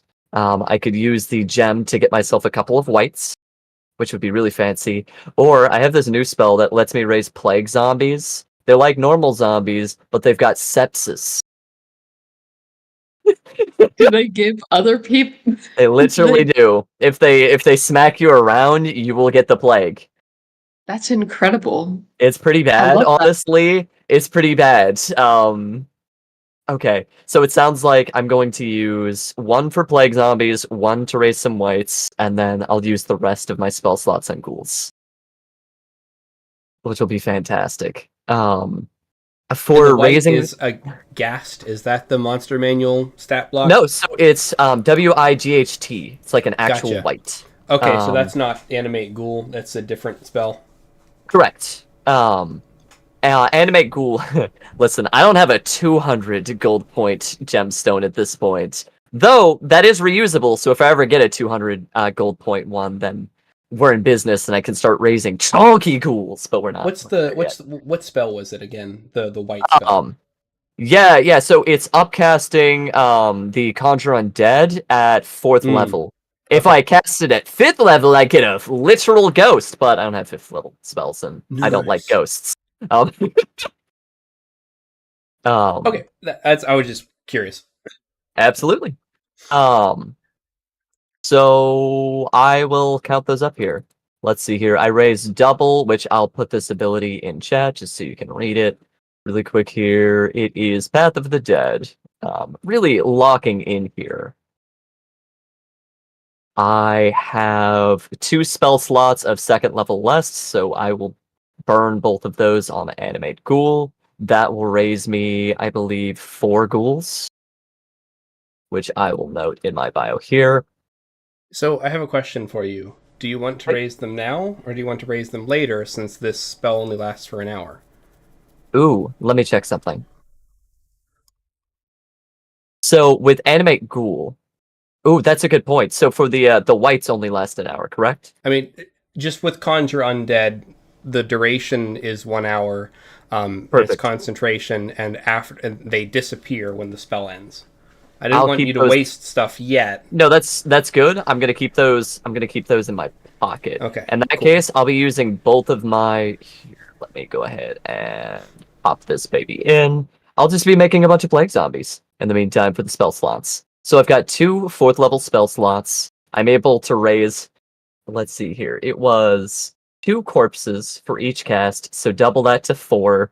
So that would be 8 plague zombies.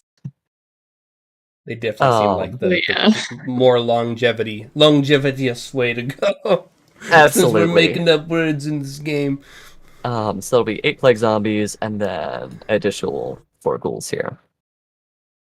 Okay. 4, 5, 6, 7. And that should be, yeah, all of my spell slots done and dusted there. I don't have anything nice or fancy to raise better ghouls, and I don't want to waste it on the Conjure Undead just yet. We're getting How there, though. many spell slots did you use to create Plague Zombie? I used 2 4th level spell slots. Okay. So 1 4th level spell slot raises 2, but I double it because I took Path of the Dead, so that's 4 for 1 spell slot. I cast it twice. Okay, I just want to make sure that I'm keeping track of that, because in 24 hours, if you Yep. don't have... Yep. Yep. You're already tracking that. Cool. They'll figure it out. They won't. Someone will figure it out. Yeah. It'll be fine. You know what? I actually Run. I read that. Dun, dun, dun. Yeah, when I read that, I laughed really hard. I can't wait. Yep, 8 plague zombies. It'll be incredible, and they've all got the ickies, real ickies. And then yeah, Evansol's just gonna head back to his room. It wouldn't take me too long to raise all this stuff, so Echo, you'd probably arrive as Evansol's just like both shook and kind of stinky now. What is that delightful aroma, Amazon? It's amazing. Don't it's actually something that what was her name? Gizmo Gyro whipped up. It was a concoction of hers that I stole. I'm pretty sure it's anthrax. Yeah. I just you mix that a little bit into the spell and it's terrible. The results are terribly wonderful. I mean it's impressive, I will say. It certainly gives me some ideas. None of them are good.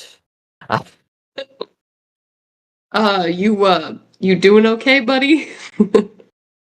You need a little assistance here? You know, I've been meaning to talk to you. Why don't you come inside for a second?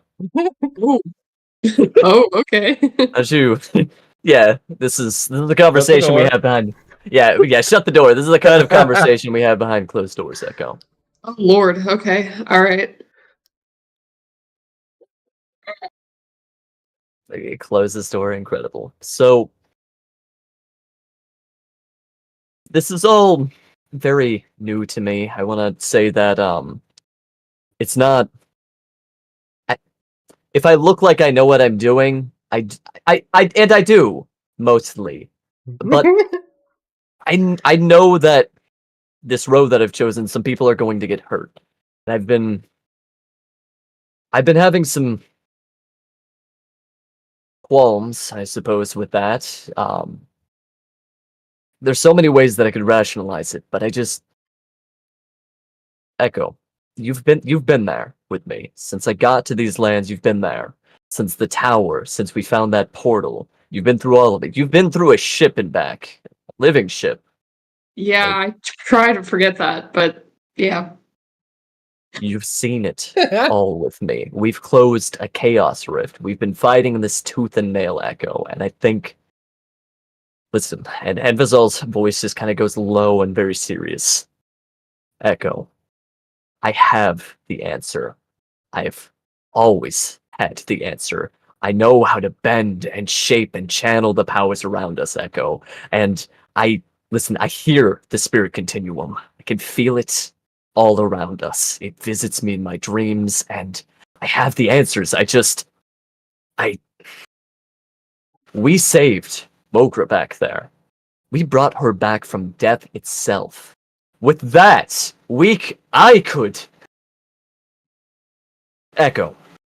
The door in front of us, in front of me.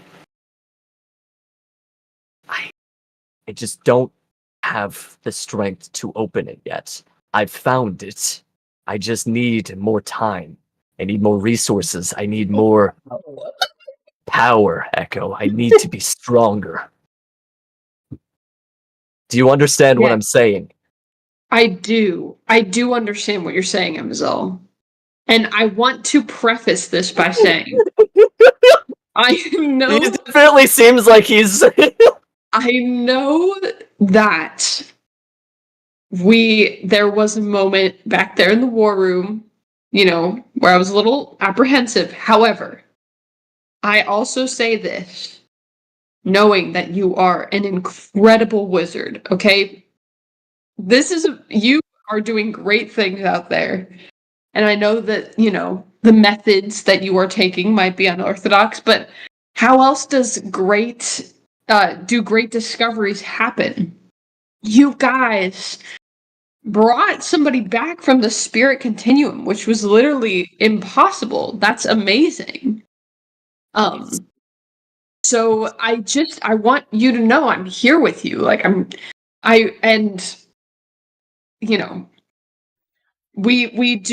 want to make sure that we remain sane through this. But Ugh. yeah. No, please, yeah. I'm listening. I'm sorry. I just. You good? I got really banged up back there. Fuck. Yeah.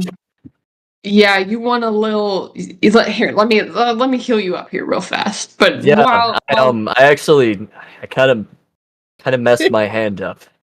It's like completely bandaged, and he's. It's not bleeding though. you want you Huh? you want a hand with that?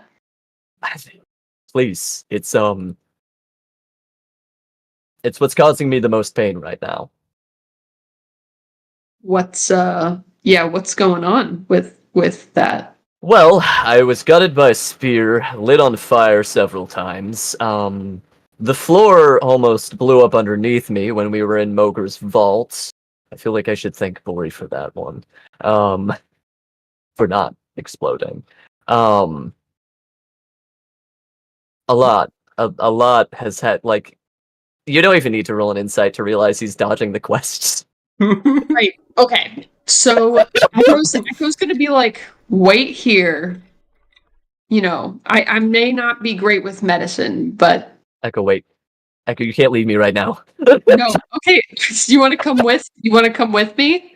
I'm gonna get some supplies, and we're gonna do some little home remedies. All right. We're gonna feel all better afterward. I'd prefer a magic curl. The bandages are actually. I'll cure you. Okay. He's gonna be like, okay, well, I gotta cure the wounds. So like, You can you can cure wounds through, right?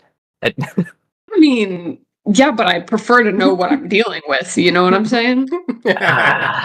Just so that, like, Amazon's being so freaking sus right now. I know. Yeah, don't worry, Amazon. We're all friends here. It's okay. There was one time when I fought a badger in the river, and it was. I'm saying nobody judged me for my wounds. They healed. Right. Okay, you know what? All right, Echo. And he'll take the band. Like, he's got his hand like this, extended out to you, palm facing down. Don't worry about the specifics there. He's gonna unwrap the bandages and like.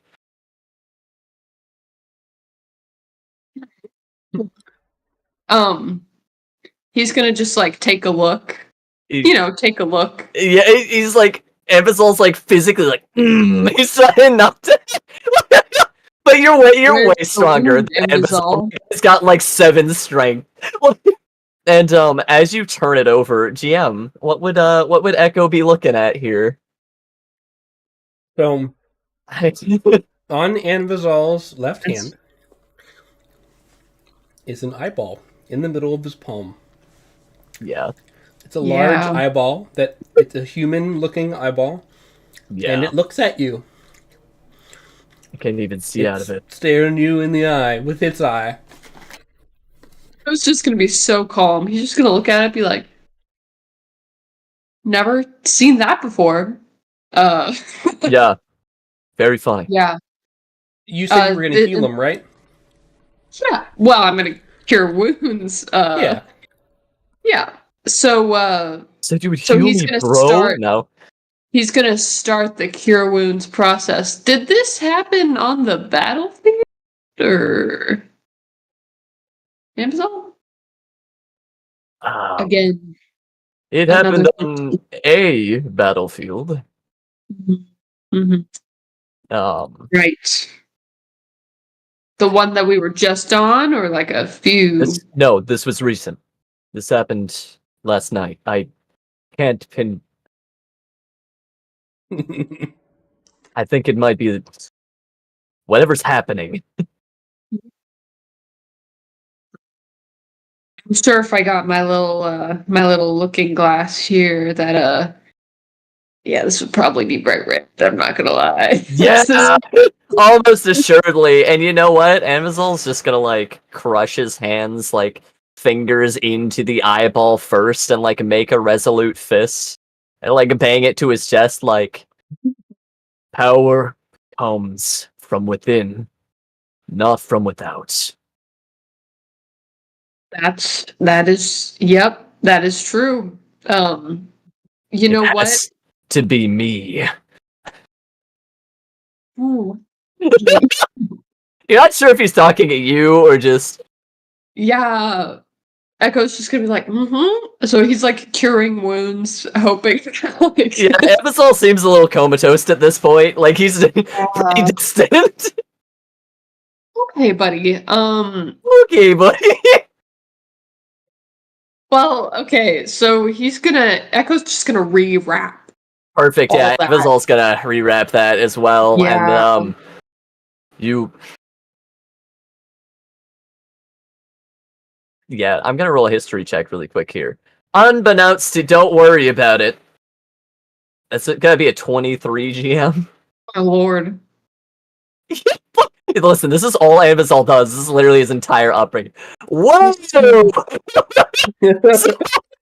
Episol is actually gonna be like, he's gonna focus every ounce of willpower you can. Oh, I actually feel pretty good now. I think I'll be able to get some rest. Thanks, Echo. I have a lot to think on. Please, I'll see you in the morning. And he lays like shit.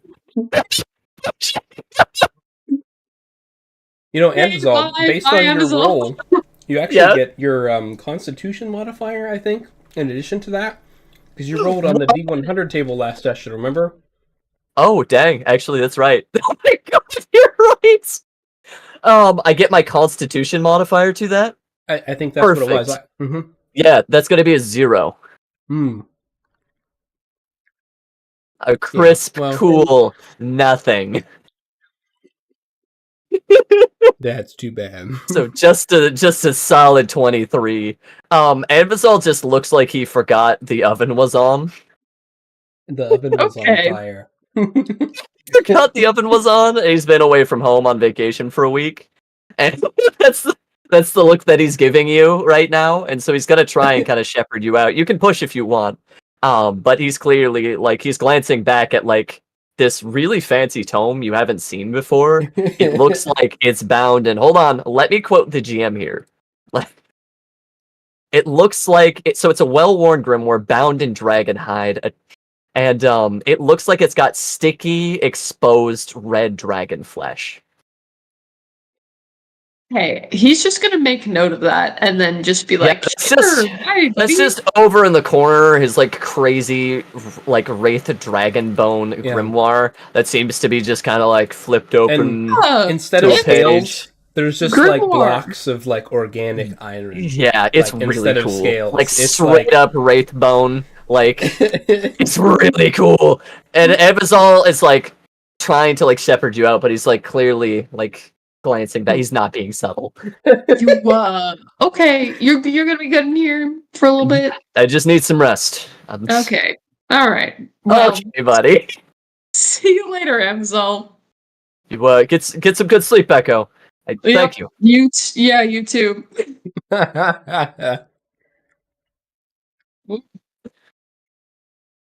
Yeah. So, how you doing? Evazol's got a wild look in his eye, and he's gonna go over to that tome And so apparently a big spooky is talking to him. And Vizal's gonna hit him up. If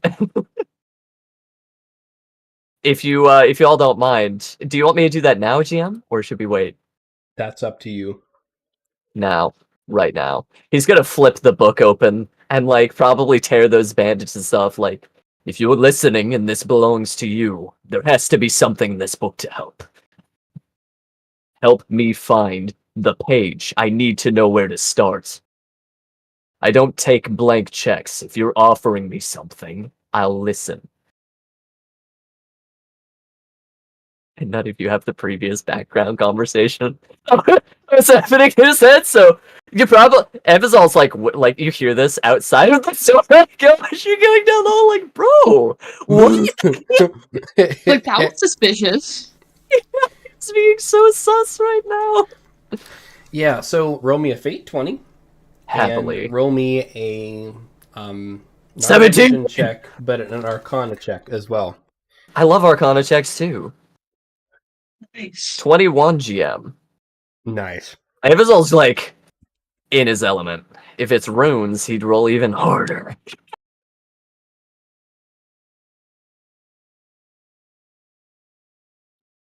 Remember Simba. No. Ooh. Hang on. That's a good sound. The GM. Ooh, Yeah. that's what you want. So he hovers. Your hand starts flipping through the book on its own. It's the hand with an eyeball. And you're like, I've studied for this day. and it stops on a page. And you don't know this language. This is ancient Hobgoblin. Oh, I blew my last spell slot. I would have been able to cast comprehend languages. Rip. And Oh well. while you're speaking with this thing, Mhm. it starts like Google translating. Let's go. Starts disappearing as soon as it translates. You know what? I'm here for it. Evazal has a crazy memory. Like, Yes, he does. it takes us one time and he's good. So the DC is 25. Mm. And you can remember the contents of this spell. It's a history check, and it's a DC 25. Okay. I'm so hungry right now. Is there anything I can Just do to the get roll, advantage man. on this? All Just right, the I'm going for roll. it. Oh! That's a shame. All right. With the 16, you got the name of it and a gist. Okay. And the name was Trap Soul, and it was 4th level. Trap Soul, 4th level. Okay. You sneaky and Amazon's hitting me at my lowest. I suppose you'll want something in exchange for that knowledge you so greedily devoured. Of course. Name your price. Do know I enjoy a good bargain. I was raised by dwarves. Join me. Squints. You can be part of my agenda. She has What is your- something I want. Oh. Raven Queen. Oh. Well, that makes 2 of us. What is it you want? Not yet. Well, our goals are aligned. We're both working towards the Raven Queen, tapping the spirit continuum, the vast amounts of untapped souls and energy that lies within. If you stick with me, I can at least get you there. You know that much. If you stick with me, you can live forever, and maybe you'll have a chance at learning this book.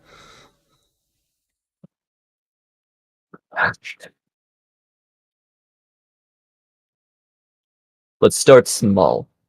Tangible. What do you want for that spell? Name a price, something within what I can accomplish. We'll get there eventually, the spirit continuum. At least I will. You're welcome to join me. But it starts with this spell. I will name my price when you are ready. And he's just like, you can feel it going away. Perfect. All right, and that's it. Yeah, Avazal's like, this is like Avazal's like convinced this is some magic shenanigans right now. He's like, I always remember my test notes. Like this is some shenanigans. All right, well that's actually he can't do anything. He's completely tapped out. He like thinks about his repertoire and then just lays in bed angrily. He Angry. goes, you know what? He was raised by dwarves. Dwarves always go to bed angry. He just goes over the like countless grudges that he's holding on to in the back of his mind and like uses that to drift off to sleep. I love it. You feel a similar sensation to what Joe's character was feeling, where your left hand trembles and writhes chaotically.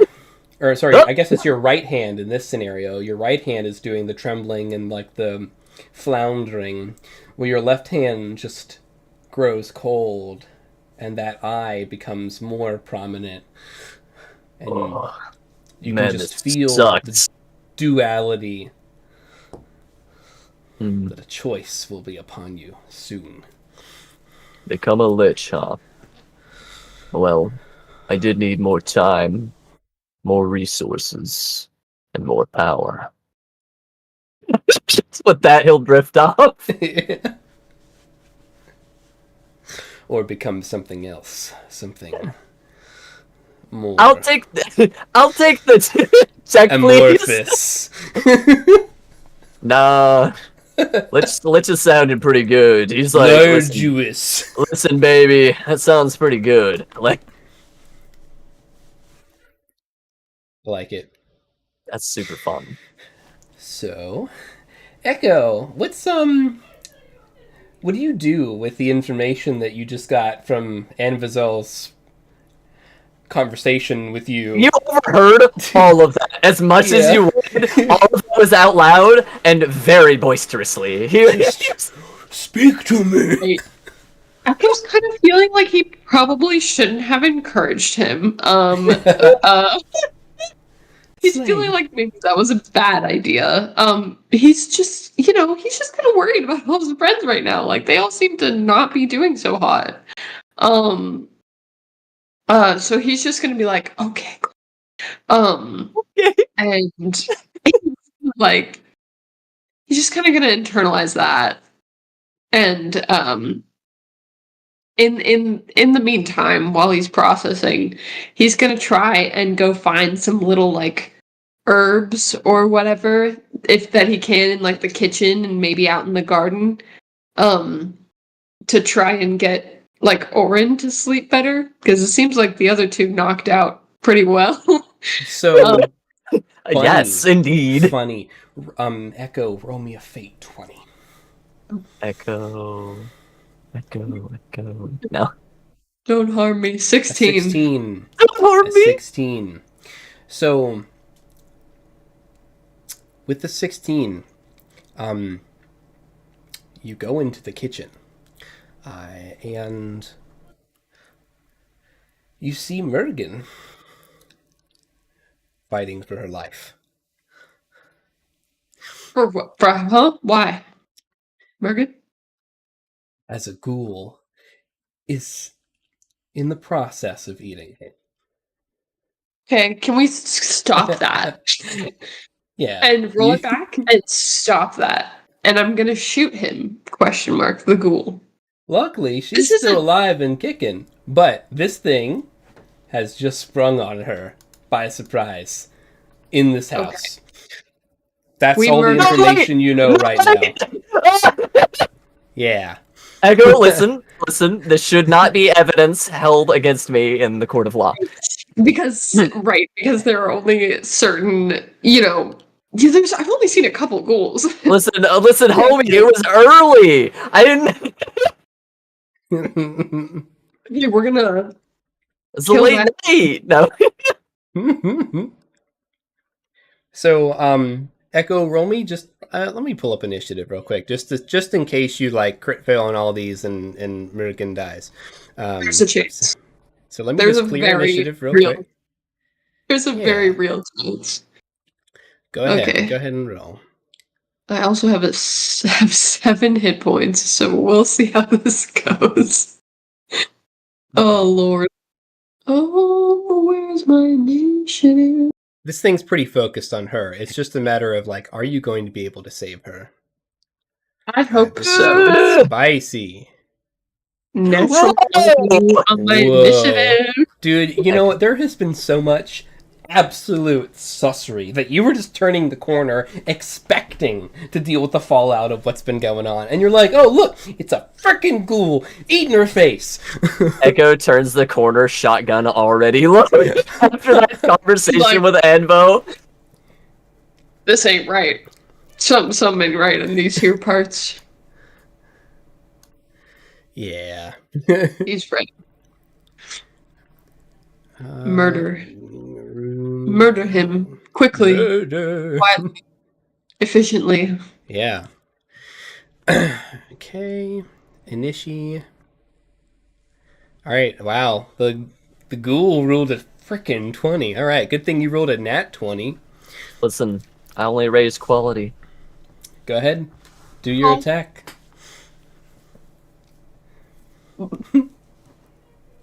Okay, we're gonna shoot this bad boy.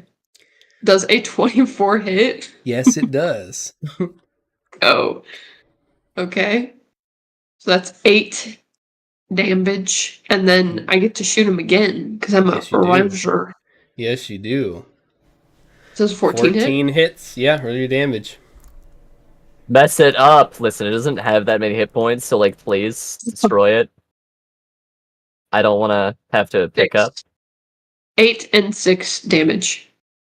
All right. So luckily you've got this thing pretty bloodied. You launched 2 giant bolts, one into its chest, one into its abdomen. And it's getting rocked. It kind of like looks at you, and then the wriggling and struggling Mogra, who's being overpowered. Murgan, not Mogra, Murgan. M names, they get me every time. These two. She's about to like yell for help. I mean, Daddy Atreus isn't home, and neither is Calcut. Right. So Oh. let's see. What does it uses its bite? Ooh, What do you- There is Iwi misses. and Sandusky. they are not in this room right now. You know, it actually... Amazon's just gotta start pulling teeth on these ghouls. Like, you're a worker ghoul. Oh my gosh. All right, Echo. It hasn't bit down yet. This time, it's back to you. Put it down. Alright, I'm gonna shoot it again. Oh, poor boy. Nice. Yep. 7. All right, Damage. it's still alive, just barely. Put it down. Die. Oh, all right. That'll do Last it. shot. Alright, 10. You put this through its Pencil. head. Yeah, And just... this Thank you. bolt becomes embedded in the stone wall along with the ghoul. Mogra just lets out finally this big wail as she's just been almost like paralyzed in fear as she just turned around and was swarmed. She's hyperventilating. he's gonna like rush over. He's gonna be like, no. He's gonna like give her a little pat, be like, no, you're okay. It's fine. He's dead. He's looking at me. He's over there. It's okay. It's Where did it okay. come from? Where did it come from? That's a great question, actually. Did you what happened? He's all having the best sleep of his life right now. Kitchen. I heard the door open to the basement. I turned around. Every time you look, I get a little bit closer. She's got a good bite on her. Like, right here. She's got a good Oof. bite on her. Gonna Gonna mark your wounds, friend? Nah. another cure wounds, but this time Got it can it. only be level 1. Listen, That'll be enough for her. Okay. Cure the wounds. Wounds are being She's got cured. 5 HP worth of damage. If you can make it go away, there's no visible evidence. I made it go away.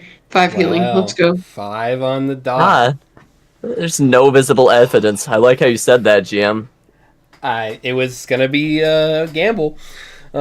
So yeah, you are freaked out, and you heal We her. could make it if you try. The bite goes away completely. There's What no is- evidence. Hey, were you just in the kitchen and the ghoul came out from the basement and like jumped you? It's a ghoul?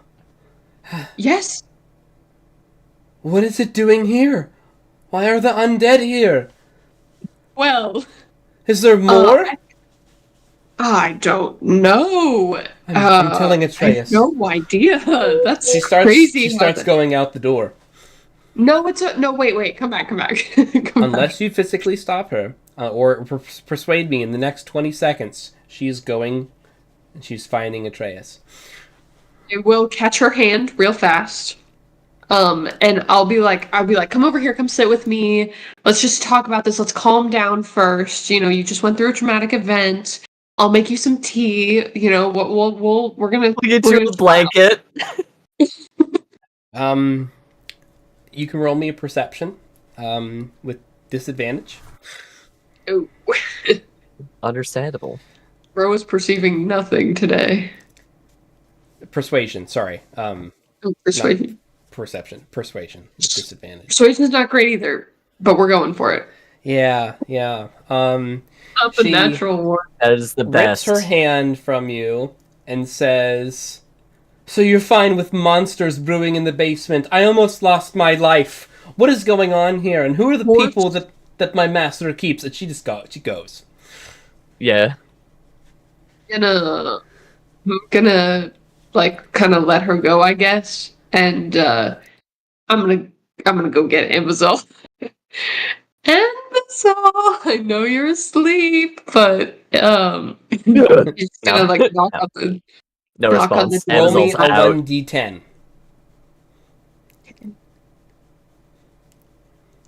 1d10.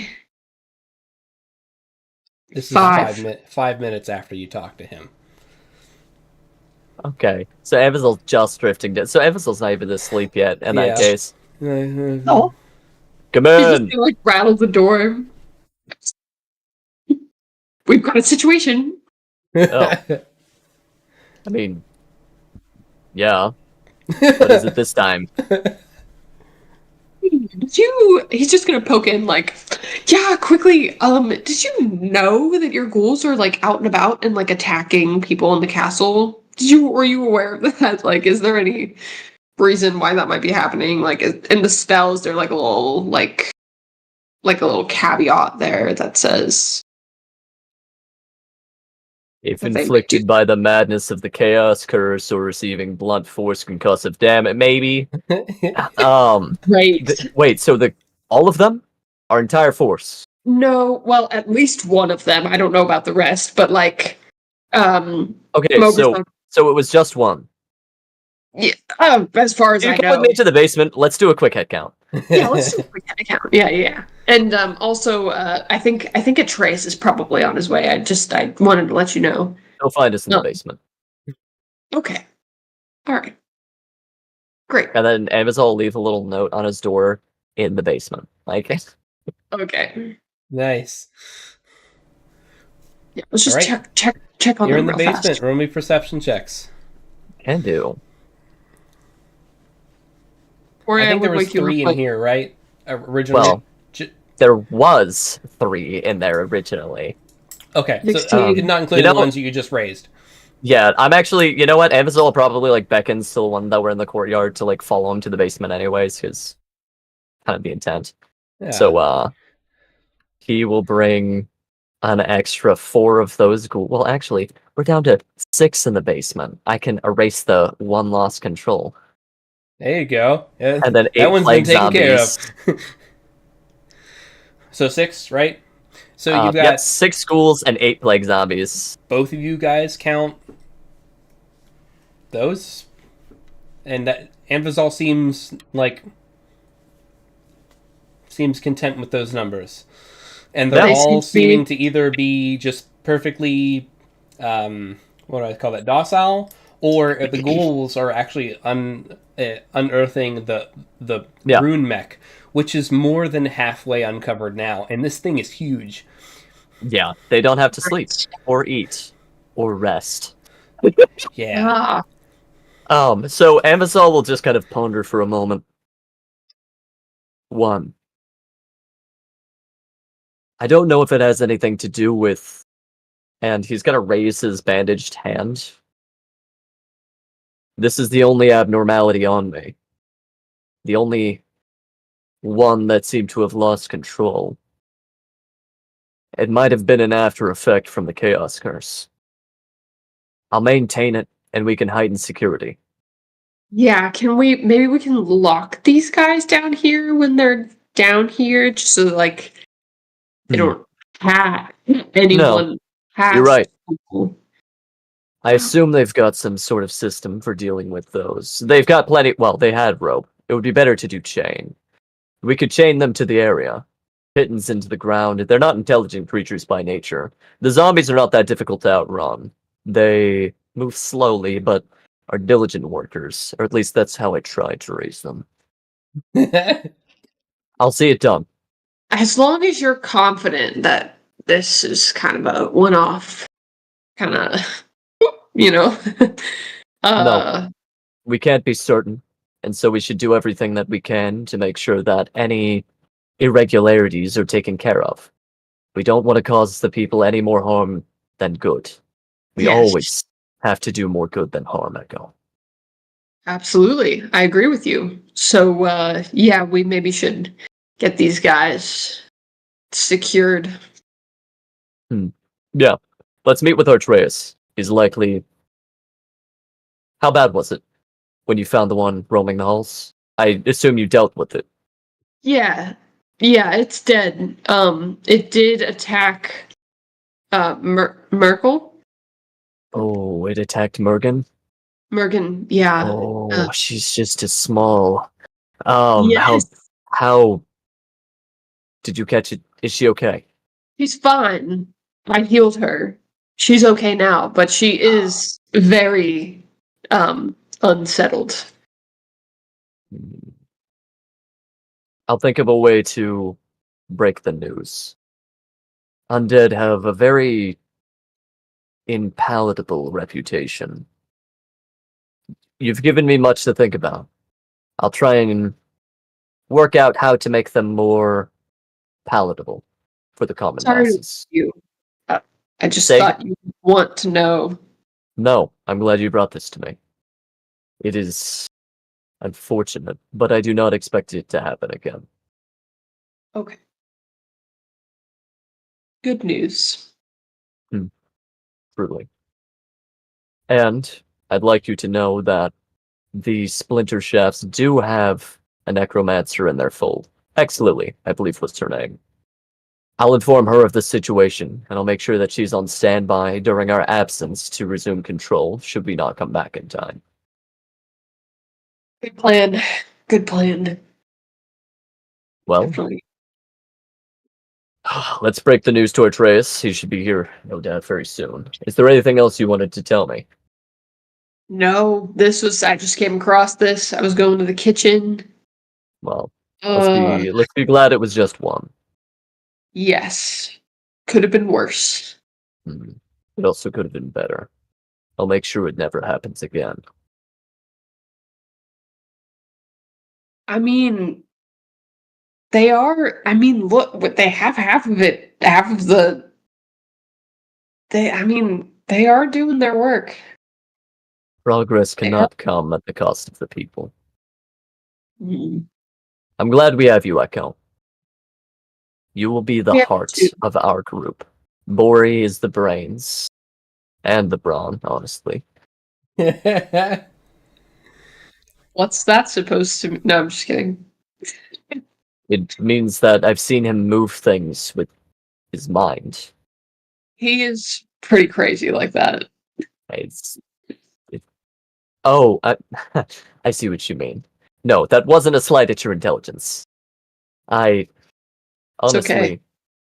with your own amnesia, I feel like, as dark as this might sound, and if I'm being candid, you know what Freemy must be going through now. How difficult that must be. I'm glad we have someone like you. You can be there for her. For all of us. You truly are the best of us, Echo. Oh, that's very nice, Amazal. Thank you. And I'm really glad that we have you too. You're a very, very strong and intelligent person. Well, I'm working on it. He like kicks some little stones, like thanks. Thanks. Oh, The forks are heavy. The forks are heavy, but so am I. All right. Yeah, I'd want to intercept Artreus, me and Echo, to kind of talk through like what happened, what I think it was, how to get these unlocked, just in case something like to prevent any further outbreaks. yeah. To carefully cultivate. Amazon will probably have been like working on some like little spiel about the fact of like, technically speaking, like undead can be used as tools. They can be used as a noble purpose or not so much. The Chaos Curse just interrupted the flux of magic as they know, and so that now that we dealt with it, it's not a problem. Don't worry about it. Don't worry But about it. seriously, like chain him, Fine. just in case, and keep Hexlily near. So that'll be my 2 cents. Yeah. So he doesn't come back right away, and neither does Mergen. Oh, good. You guys are able to get your rest in. Oh, okay. Yeah, Amazon probably waits for 15 minutes. And he's like, I'm going to bed. Leaves a note on the basement door with instructions. Okay. Keep Yeah. locked. Bring manacles. Talk in the morning. And yeah, and I guess before we sleep, I want to make sure I get those herbs. But Okay, well, the herbs are there. Nobody's fighting you for the herbs right now. so okay, great. I want to take a break soon, but I really think that we can get a lot of things have lined up for this to be resolved, possibly very simply. I'm not going to say easy or difficult, but simply. Please. Yeah. After you guys wake up, is there anything you guys need to do or need to say that you're doing before I skip to when Daddy Atreus comes home? Honestly, nah.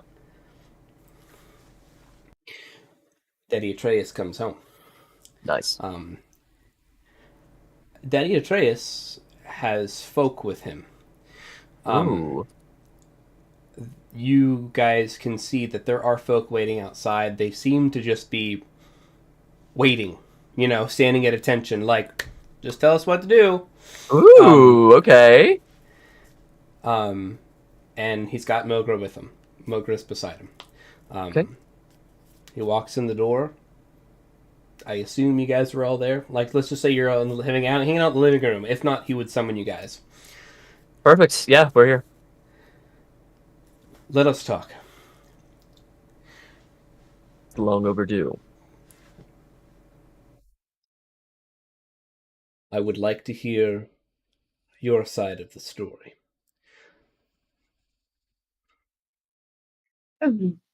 Before you Well- say anything, Mogra has told me what happened.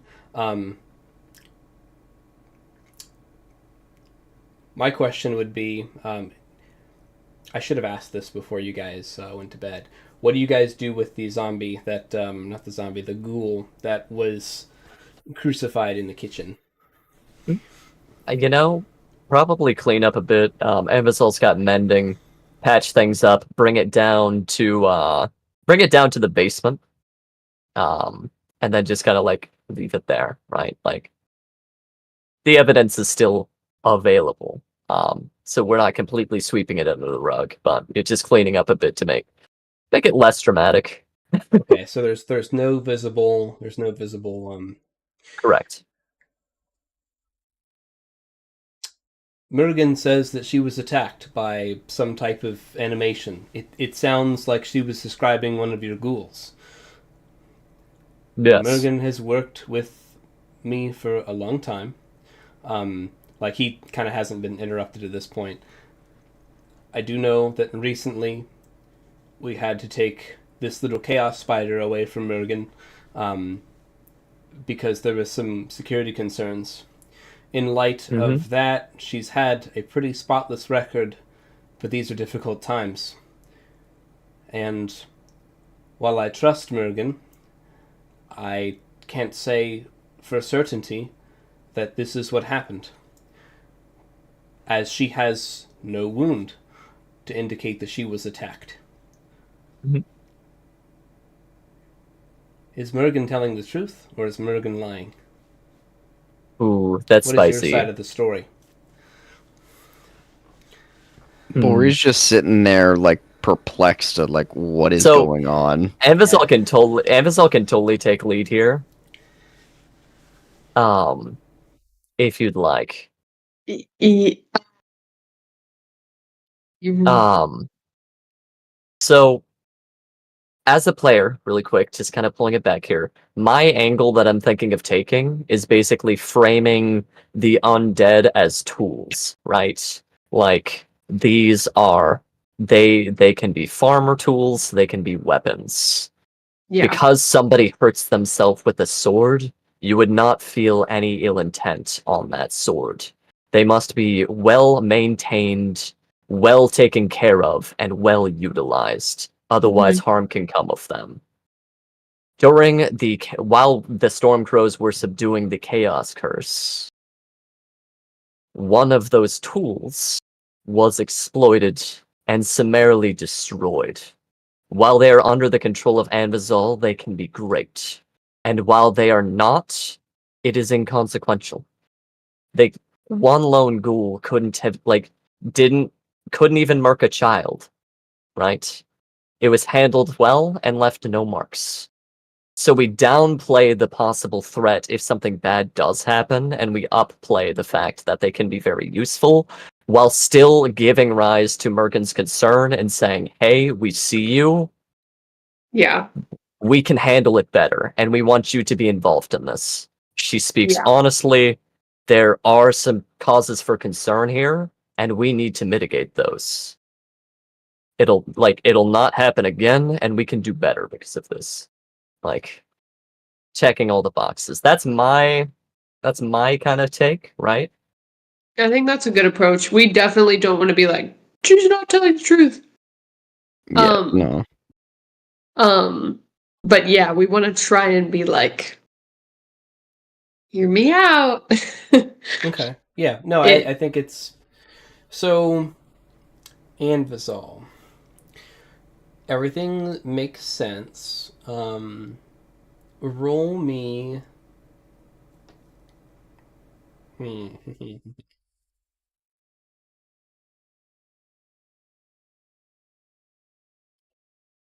I want you to roll me a deception for the manipulative part of the plan. Everything makes sense logically, all right? But I want to see, like, how smooth are you at downplaying the potential fallout, right? The idea that one example can set. Yeah, absolutely. Deception, you said? Yes. Let's give it a go! 1. Not natural, but 1. So, Okay. yeah, that makes sense. I mean, Well, that absolutely makes your sense. argument's great. Sometimes, well, just some people don't take it well. Right? So let's see how Azrock feels about this. It nearly Not killed me. Like, Azrock. yeah, well, Yeah, it's true. hey, Atreus, not Azrock. Azrock is a little dead, Just a little.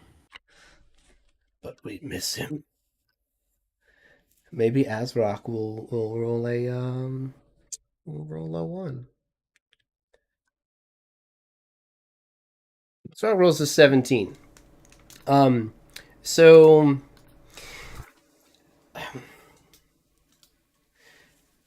he thinks Mhm.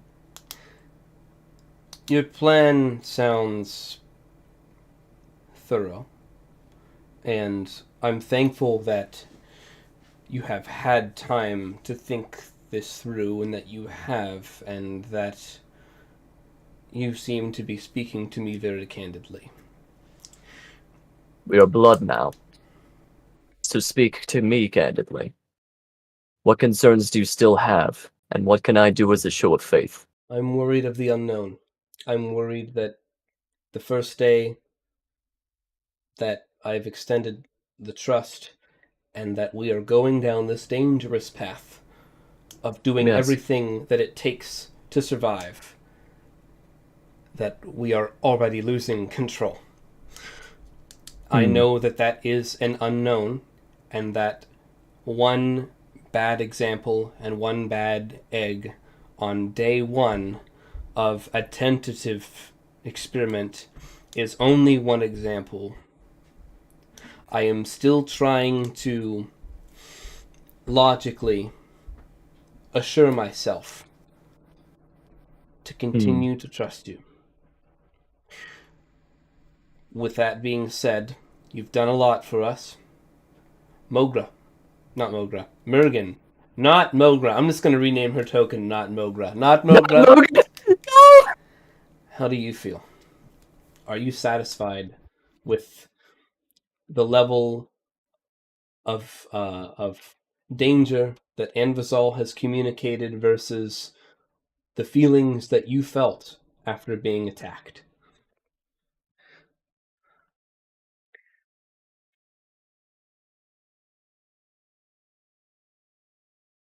All right. Let's see. Let's get a vibe for how terrified she was. Wow. That could be good or bad. That's good for you guys. Yeah, she's like, well, I guess it didn't leave a mark, and I was really scared in the moment, but our forks and knives are 40 pounds. I'm gonna say it's exactly what she said. Yeah. That's She's pretty like, great. I guess if I really tried, like, he did surprise me, I probably could have kicked him off.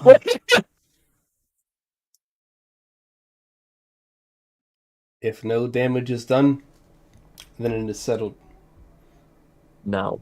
for now. By my blood, this is not settled. Through my own actions, I did harm to you, Mogra. It might not have left a scar, but it's there with you. When you get a moment, I want to know how I can make that up to you. I know that what I've shared is a stretch. I tend to do that. There are risks in what we are doing. But I don't want to sacrifice family. I'm new here, and I'm learning. And you are very important to this household, so you'll be very important to me.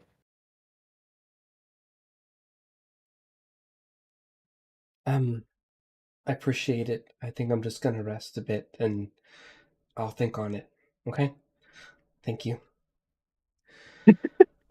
Yeah. And Atreus kind of bows. Forgive me. There is much work to do. And he kind of You had it. turns and spins. If you have any spare chain, bring it to the basement. Spare chain? To bind their legs. It will keep them put. Physically, they're not terribly strong. With their legs. They're not incredibly quick. It should hold them. Should something happen. No shame. Haven't needed any chains in this house. I am sorry. He looks tired. You needn't burden it. It's mine. I'll settle it before we leave. Let me show you it's not something you need to worry about. Does a shoulder bump. Yep. Perfect. We will win. And he goes.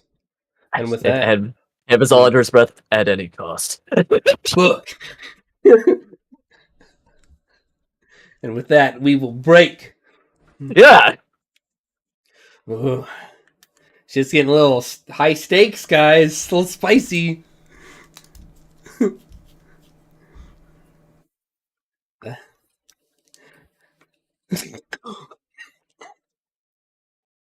It was a little roller coaster there. It was like, oh.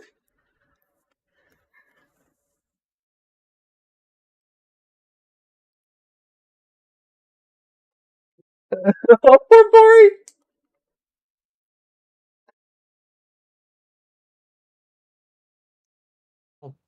Of course, how could I fucking forget?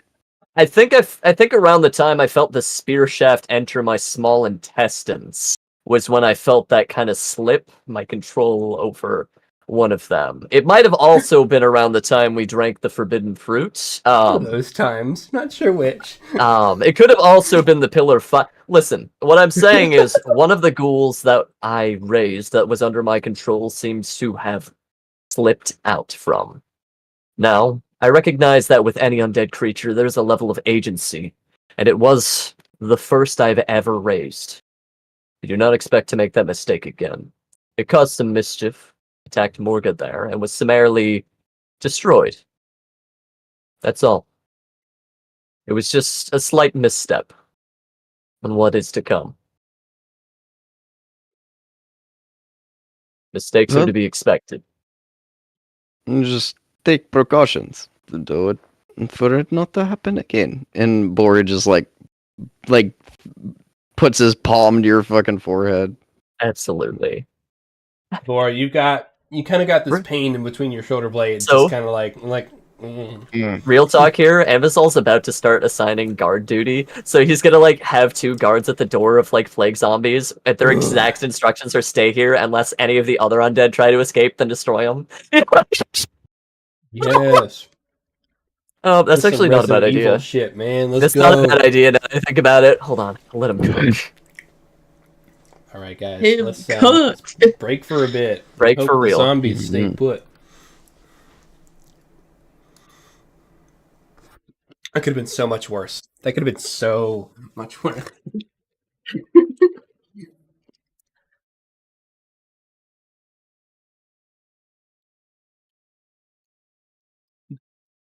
Maybe. It could have. It didn't play out that way.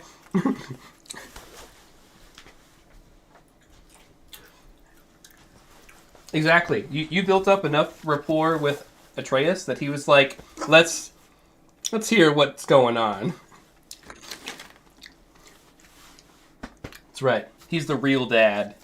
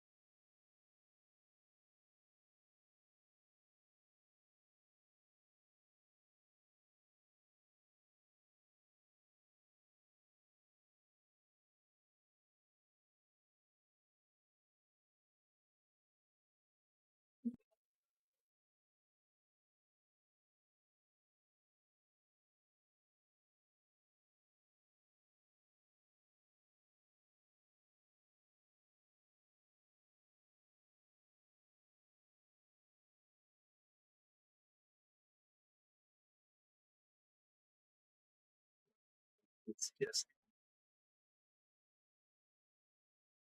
dude, we're getting into Boris arc now.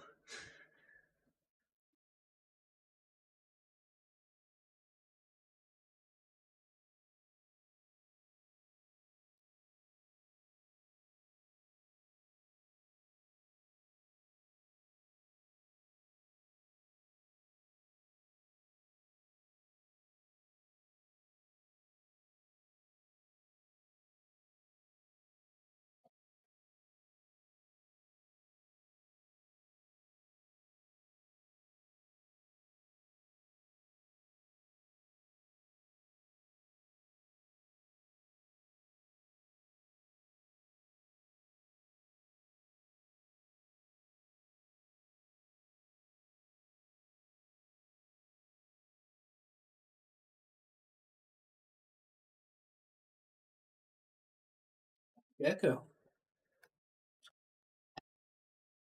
Ask Echo. You know, I'm not at liberty to confirm or deny anything.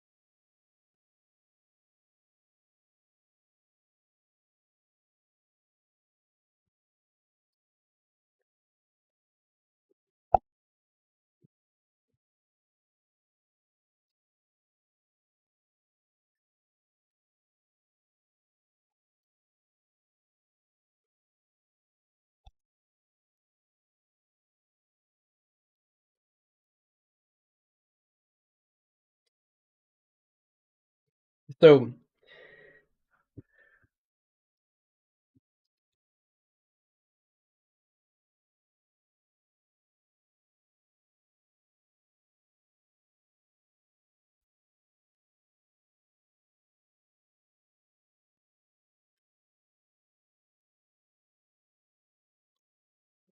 right now she's keeping Orin all papered up. So the one that was missing from his shoulders, at a player level, because Echo wouldn't know it, but like in last session, Anvizal was there for that one.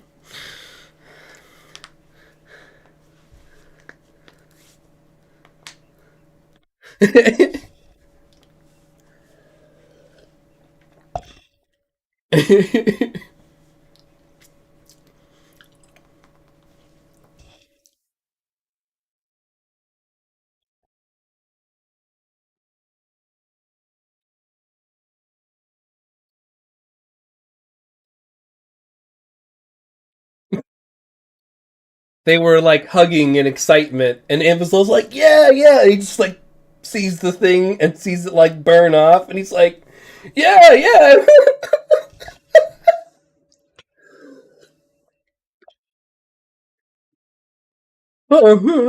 Yeah.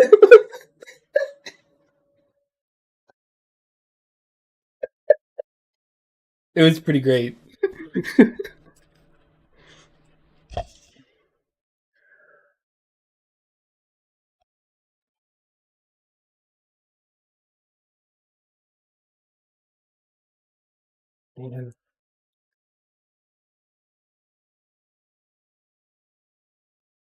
He lives a humble life.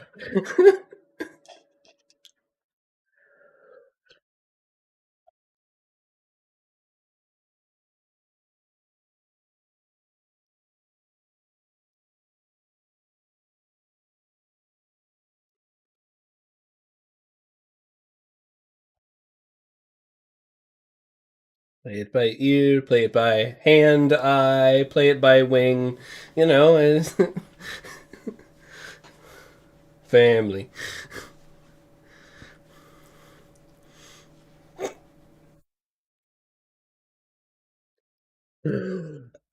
Yeah, like, hey!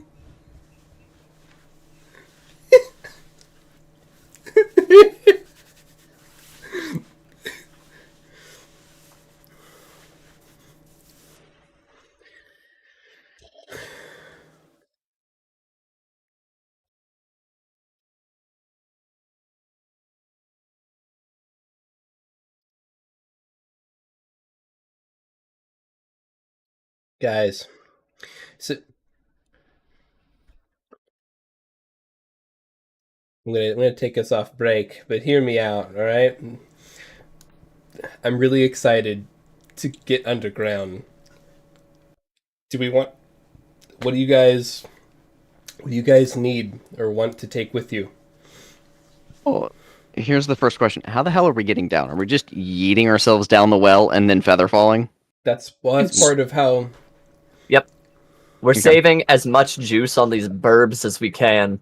Mm. And Yeah. we're going down there. We're going to play Flight of the Valkyries. We're about to go carpet bomb this guy's base of operations, drag him home, scream something about liberty and freedom, and Democracy. has landed. Yeah, exactly. Yeah. That's kind of how I see it going. Well, My headcanon. so it's probably late as shit at this point, right? Because it was noon when we took our nap. Yeah, Yeah. it's getting late. So Let's head out at night- the witching hour for dramatic effect. Yeah. What hour is the witching hour for me again? Midnight. Midnight. That'll be cool. Mm. Yeah.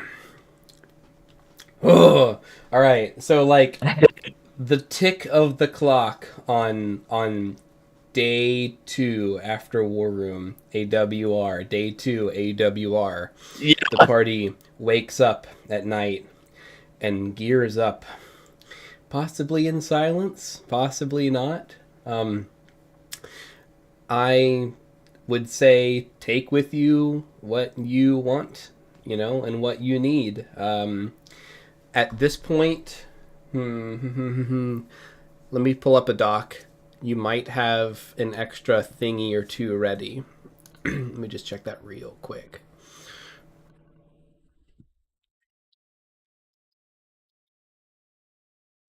I'm gonna Calgary battle prep. Can make if we try just the two. Oh, goodness. So by the time today concludes, you have one acid pack for a ghoul that Goblin Girl has made. Oh no! It's a prototype, so you can either use it or let her use it to make more quicker. But a prototype is ready. Okay. You have your 5 beads Yep. of question mark from her that may or may not do the thing. 5 beads of opioid. Yeah. Mm-hmm. One bead of opioids, 4 beads of who knows, and yeah, for the you next had them working on Fly, if I recall. Yes. You are able to get 2 scrolls of Fly. Nice. That's good. That's real good. In addition to that, you have what you have.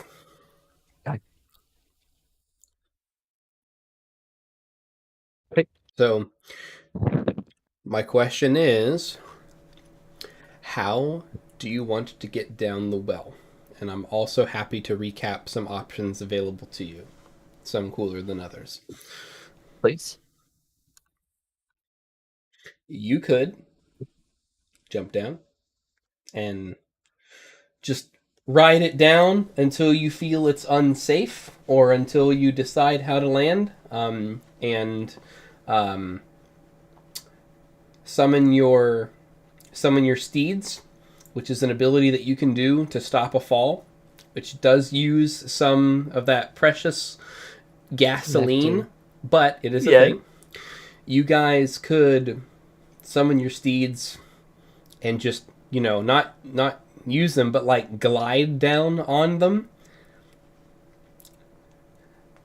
You guys could jump down, hope for the best. You could see how far you can make it down with a rope. No. Other than that, I mean, it's those are just the suggestions that have been made to you so far in the game, clearly through like some of the stuff you've found. Featherfall is only going to work if it's 300 feet. Otherwise, you'll have to just keep going. And fly is only going to work as long as fly works. It's going to try a and deep hole. Fly is going to be the panic trying to get us out desperately. Mm-hmm. I'm thinking we go for a little glide action. That way we don't have to use any gas. What I was, that could absolutely. What I was thinking is we take it one step further. We all dive in, like wild style. We go down until we feel that it's starting to get like real unsafe. Whether the hole starts doing this, or like we're starting to like no longer like see the ground, or if something goes awry, Evazal can cast Featherfall on the group. And then while we're falling slowly, right? Because it can be pretty slow. We have enough time to conjure our mounts and glide the rest of the way. So we're getting the best fuel economy possible. Also, nothing goes quite as fast as gravity. Okay. Pitch that idea from me from the top again. Just from the high top, level. Basically, yeah, we drop down as far as we can until it starts getting sketchy. Then Ambazal's got to use Featherfall, and from there we get on the mounts and we glide down to save gas. And we only really start the engines until once we're in the cavern and we've got a direction. Okay, I like that. Yeah. All right. Cool. So my Chrome did that thing that it did last session, where it's just like, I'm going to die. But the stream is working fine because Microsoft Edge still works. Again, don't know why. I'll have to figure this out. Incredible. It's just like an annoyance thing for me. It has no impact on the game, it seems. So, but yes. You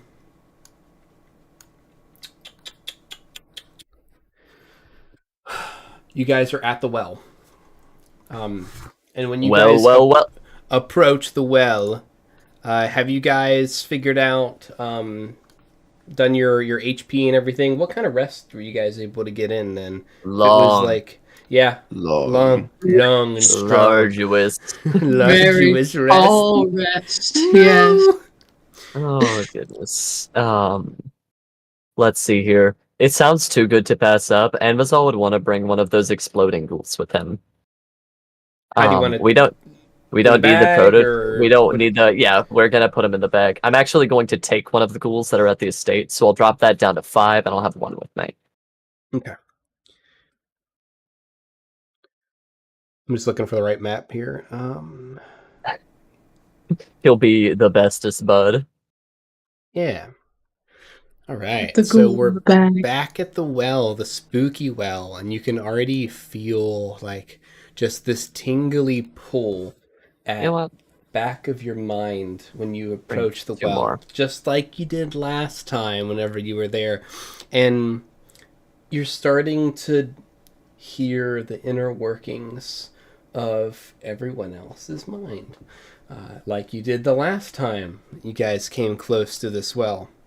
It's maybe less unsettling now that it's the second time you guys have encountered it, but a lot has happened since you guys have had to mess with Mind Witch stuff. Orin and Mogra both look at each other like, oh, hell no, what? Oh, yeah. This happens. Classic well shenanigans, guys. Don't worry about it. Mogra's like, it's just the well, right? It'll get better. Yeah. Just the well. Yeah. Just the well, yeah. There we go. Oh, yeah, you said you lowered 10,000 feet. Evazal's still just like, Roll me a perception check, Invisol. Heck yeah. That's going to be a 14. It's not bad. You can see that there is like an 1.5 inch like groove in the lip of the well where the rope had just once they lost control Just of the destroyed it. rope. Yeah. That's honestly pretty great. Well, I guess that'll do that. Before we head down, everybody, I want you to have one of these. And Anvizal is going to give you all a interesting, like almost like a little clay, like malleable pellet, and you see these like painstaking little runes like on there. Basically, this is the spell scrolls of let's see, what are they called? Venomous Thoughts. When we get to the fight with the Mind Witch, I want you all to eat that. To pop it. So if he tries to do any mind shenanigans, it's just bad news bears. Everybody gets one. We genuinely have just enough. Hell yeah. Nice. Very exciting. And so you're talking core 4? I can't remember because one Core was 4? used during the chaos craziness. God, you're right. Core 4 it is. Mogra, I don't know what to... Yeah. It was unfortunate, but at least you didn't need the Core 4, blueprints. baby! Yeah, blueprints! Listen, I'm happy to have used the freaking spell, okay? It's fine. Speaking of core 4, can you 3 bring your tokens on this page? I assume you guys can see it, right? The well? Yeah, I got you, fam. I got it, fam. Bop. Just the two of us. Well.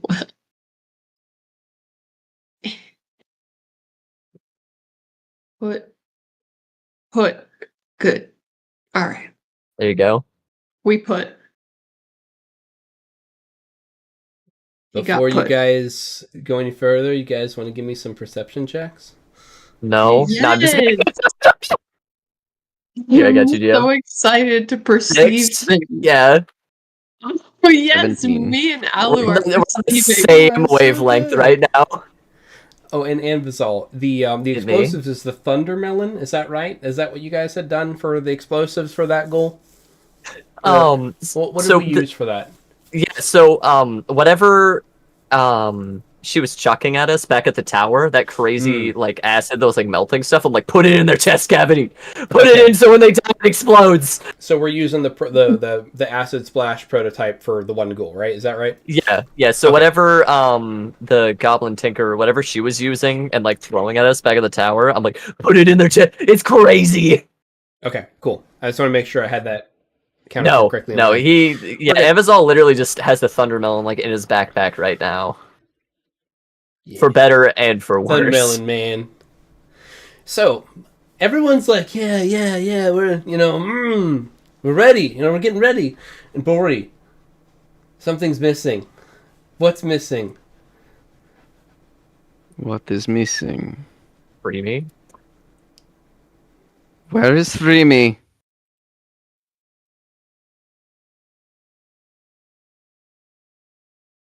Hopefully living in retirement. Girls Where is earned it. Ruby? Did she come back to the? She came back to the thing with us, right? Did.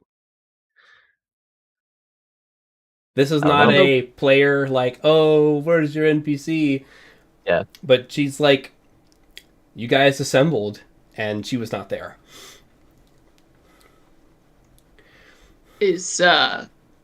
Are we close to the war room? Well, Warren, welcome to the Core 4. No. I rolled a nat 1 for her wisdom save to stay. That's what that nat 1 was. Yep. Yep. Like 30 minutes ago. Yeah. Episol just have a hand up like, it's... Give her time. She could be back. At this point, when Gaps returns is when Freeman returns. Out of game. In game, it was fucking perfect. I'm like, short-term memory loss, paralyzation, trust issues. It's perfect. Yeah, no, that's honestly... Oh, she was too good. Too good for this world. She is. That being said, Darn if that emo changes burb. anything for you guys, now is Nah. the time to say, hey, wait, actually, let's do something different. Core 4 just has Orin now. Mm-hmm. We're subbing Orin in. We're taking him off the bench. So, if I remember correctly, Freemy had one of the hummingbirds, right? Yes, she did. Would it be reasonable to, like, go through the steps of, like, hey, we want you to stay here, but we need this for the mission. It was gifted for the mission. And then just, like, divvy that to Mogra or something, or have it as a backup? I think that could be reasonably Perfect. done. Mogra's riding with Anvizol anyways, uncomfortably. And then we have backup hummingbird. Let's go. So Going here's the to tricky die. part. It's gonna be terrible. The only hummingbird that can carry two people at all Ooh, is okay. Echoes. His echoes. Mogra's getting this. Mogra's gonna riding have with it. Echo. Yep. Well, no. Orin's gonna ride with Echo. Mogra has Freemy's hummingbird right now, as it stands. That's perfect. Mm-hmm. That's perfect. That works for me. Orin, we don't have any more hummingbirds. Let's go. What are we gonna do? He just like smiles at you. We're gonna ride fast and hard. We're gonna kick this guy's ass, or he's gonna join us. Okay. All right, Elbow Orin. from Anvizol. Ugh. Whew. And once you get home, you can do the same thing. Dang. The I only didn't thing- say that, Ambazol. There he goes. No. The only thing that is like that comes to my mind about Orin riding bitch with Echo is the scene from the spoof movie for 300. I can't remember the name of it, but it's whenever they're doing like their Spartan line and they're like Spartans mount up and the guy jumps on the guy's back. He's like, "Adjust your sword, boy." I'm not wearing my sword. I can't remember what that movie is, but I've seen it. How terrible. Oh, dude. Oh, Orin. So what's great is that like everyone's like been like cracking up and making jokes that like, you know, oh, Orin and Echo like each other. They just need to figure it out. Well, this is all like going through everyone's head now because everyone's connected. So like, Echo, you're just like hearing this inner monologue of everyone like, they'll figure it out eventually. Maybe they'll bone when we get back. You know? Oh my god. Honestly, that makes it so Echo much is- better. Echo is death staring everyone in the party like, Orin's like, cut it out. Orin's like, okay, I'm alright with this. Guys, Not we're bad. keeping it professional. He Okay? catches your eye and he's like, oh, yeah. He's looking at you guys. He's like,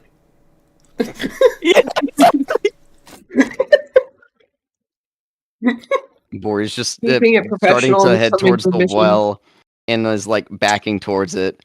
Echo, I don't think anything about any of this is going to be professional. And he just backflips into the well. Yo, let's make. God. Listen, this is the international house of pain, but this violence is about to get domestic. No. no. The side flip. No. Oh. Oh, let me get the next thing you ready and get my next music track ready. Cause we're going. We've jumped. Oh, I'm so excited. Da-na-na-na. Da-na. Yes, it's exactly it. Oh, this is so exciting. I had to put the Helldivers music on. That's exactly what I'm doing. Let's go. I haven't played since the new update, but I'm really excited to someday. It's so cool. Wild.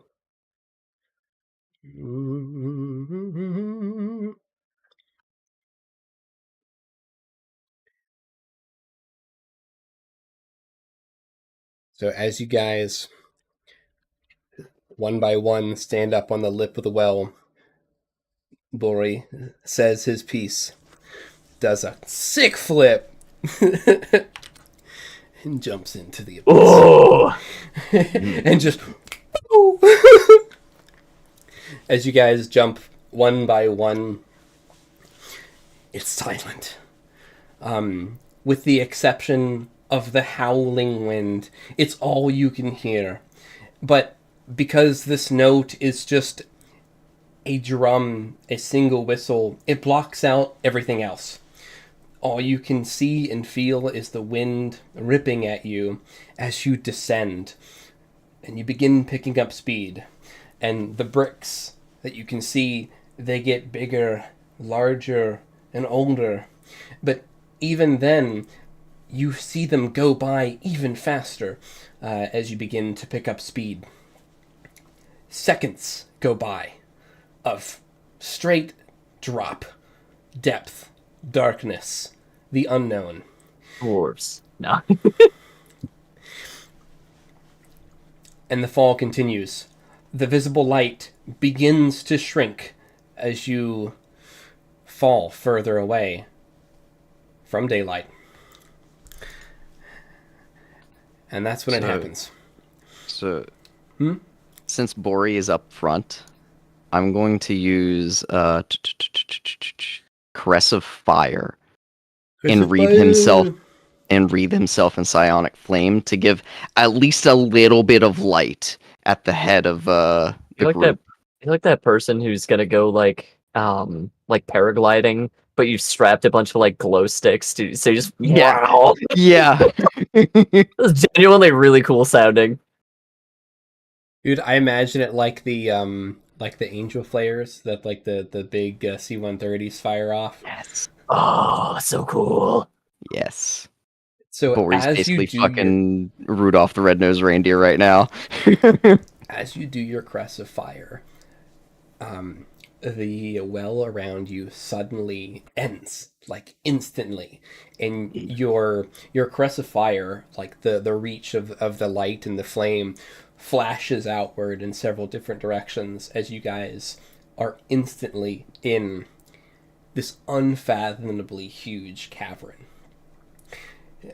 And you can actually see things in this cavern in the distance, lit by, what do you call that? Bioluminescent algae and so cool. mold and giant mushrooms. And you can see that this cavern stretches not as far as the eye can see, but far enough to where there is an entire city in here. That's when you see it. It opens up. Tall buildings, many crumbled, but very tall stone buildings rest like tombstones. And that's when you see it. The detail is so small and so minute, but you can see dots, rows of dots, dots, dots, dots, dots. They're graves. Oh. As you guys continue to free fall. And as another 10 seconds go by of free fall in this cavern, again, all you can feel is the rush of wind go past you as you see this ancient city below you glowing in bioluminescence. You see that the hole continues. And it's dark. Very dark. What do you mean by that? So what I mean is, like, think if that well was built over where a well was. Guys, And that well looks like it continues. chat. Yeah. Are we Big F. Chad, are we cooked? You can't keep getting away with this now. Holy crap, Ooh. okay. Yeah, that's... So, do we want to take a little break, or do we want to just keep going? We don't have long.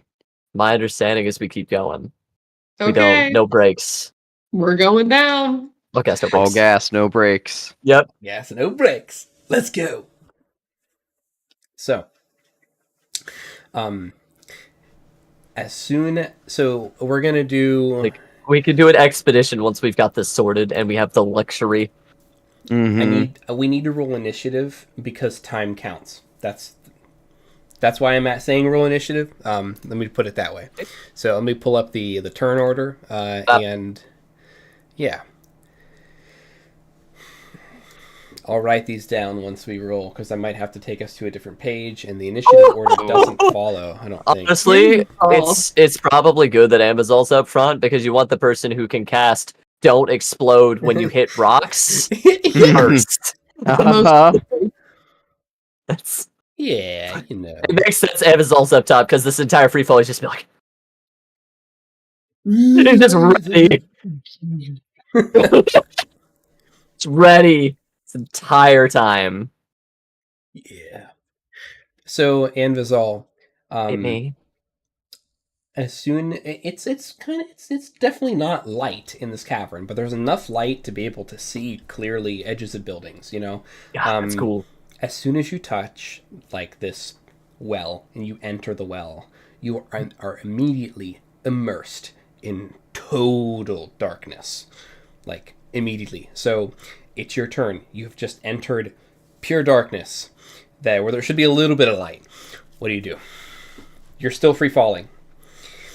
Great. Okay. I'm gonna look over at Bori. Is he glowing, or is this just total shenanigans? When you look over your shoulder, you can't see anything because you have just entered. Yeah. The bad. Okay. I'm not saying, but I'm just saying you've entered some darkness that you cannot see through right now. That you could earlier. Okay.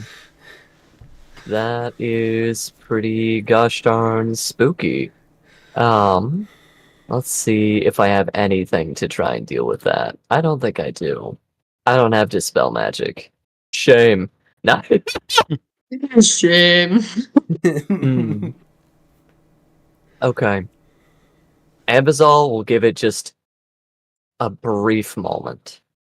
And if he's not coming out of that darkness soon, like he's gambling a little bit here. Yeah. Otherwise he's gonna cast Featherfall. Mm-hmm. Just to be safe. Nothing about your ascent or the wind pressure or anything changes. You just no longer can see anything. Okay. You know what?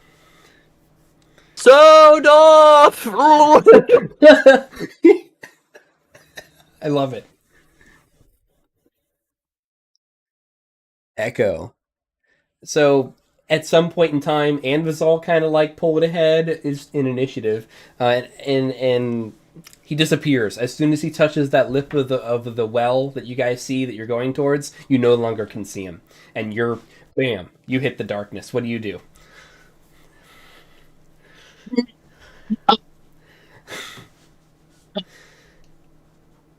I was just looking through. I also don't have anything to deal with the darkness. So I think Echo would maybe want to be on the more like cautionary side, and maybe deploy drift guy, my drift hummingbird. This is starting to feel like the dangerous part that everyone was talking about. Maybe a little bit, you don't know. Yeah. No. Like when it starts to feel dangerous, deploy the bird. So I'm gonna go ahead and I'm gonna make sure I can like feel around or in the darkness and be like, I'm deploying the bird, and then deploy that bad boy. Okay. So you can kind of still feel the walls and the length of the chasm haven't really changed. And I can't remember, I think it's like a reaction maybe? Whisper Wing. What does Dominus Prime do? Dominus Prime. Dominus Prime. Prime. What a metal name for a freaking like hummingbird. I love him so much. He's my favorite. He's pretty cool. Let's see. I just love Dominus Prime. Stopping a rider's freefall. So it consumes 1 pint. via the Nectar Hog ability. He's a Nectar Hog! So hear I me love out. him. Hear me out. I did have the Featherfall ready. You You do. You could use the burb, and honestly, Echo using it while he's panicked does make sense. It Just does. They got 50 pints of fuel, you know? yeah. So, I you've stopped your free fall with 1 Nice. pint of juice.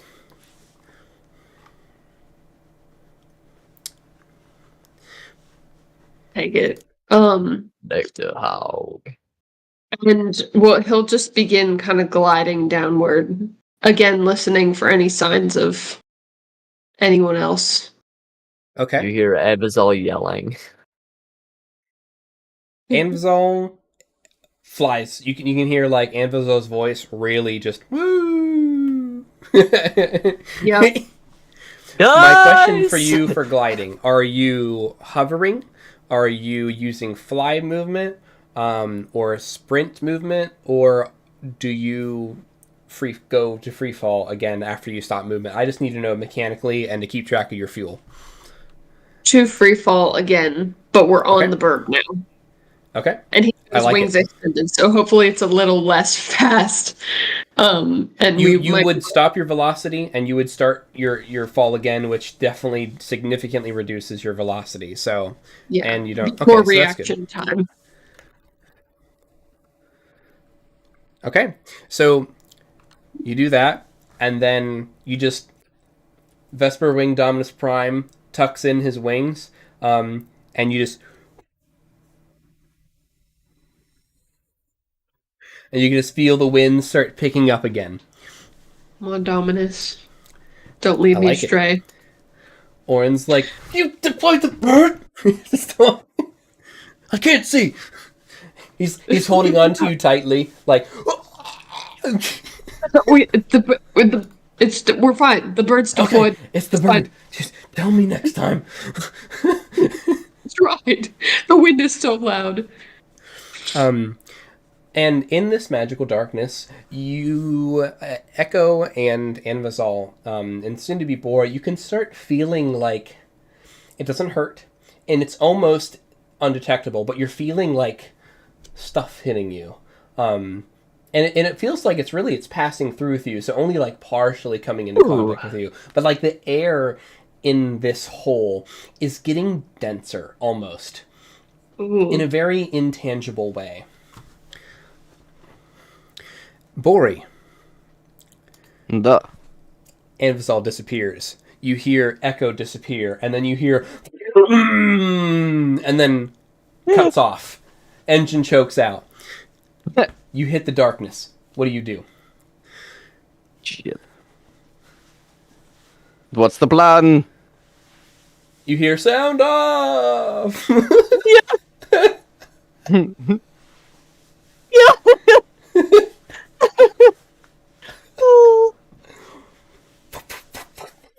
So, am I able to summon the Vesper Wing without it killing the freefall? Yes, you could technically summon it. You're just still in a free fall, and it's there. It's not hovering or moving or anything. It is in a state of free fall. You could glide it down. So I would be able to summon it without expending that pint. Yeah, it's kind of goes without saying, but I can definitely add it just to like things you can do without it using fuel. Nice. Gotcha. You still have the ability to break a You can stop push your car without down a having hill it summoned, with- yeah. Mhm. But if you want to ride it down, yeah, that's no fuel needed to ride it down.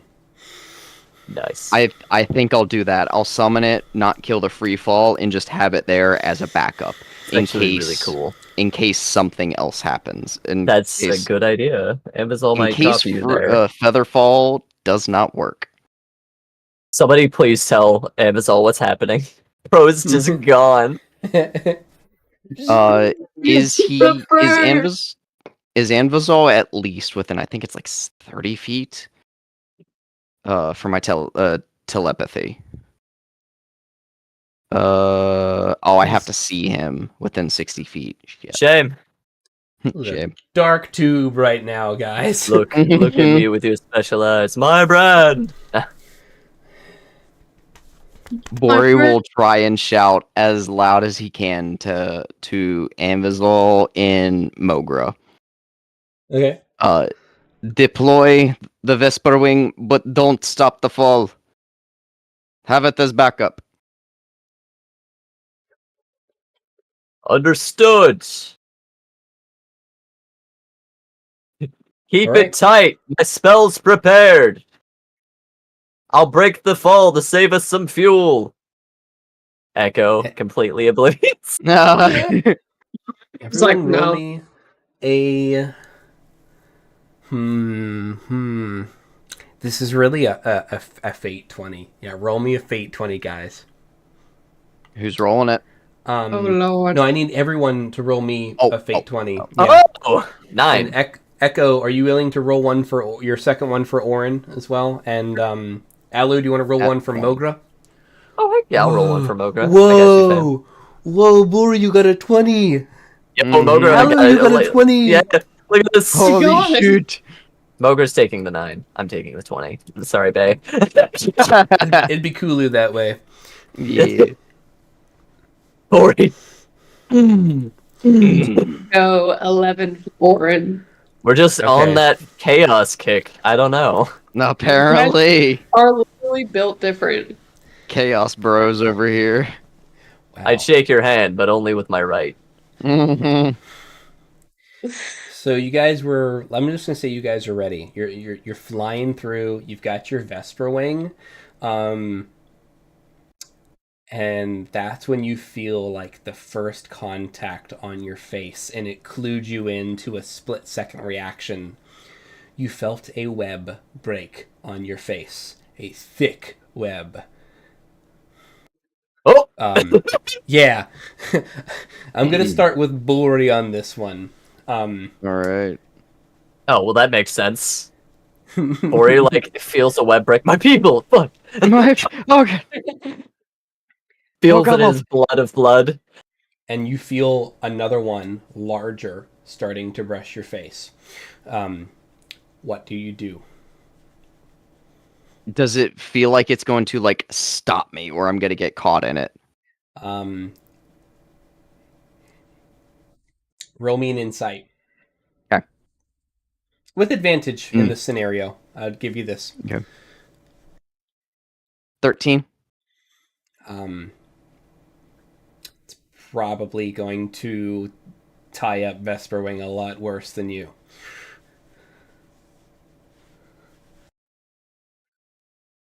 Bori will, But it's going to catch you. but it'll catch me. It'll catch you. Okay. It'll catch both of you. Mm-hmm. You get an insight from this, from your 20, of it'll catch me. It'll probably ensnare Vesper Wing. Due to the structural differences of you and this little hummingbird that you're on. But this web will catch you.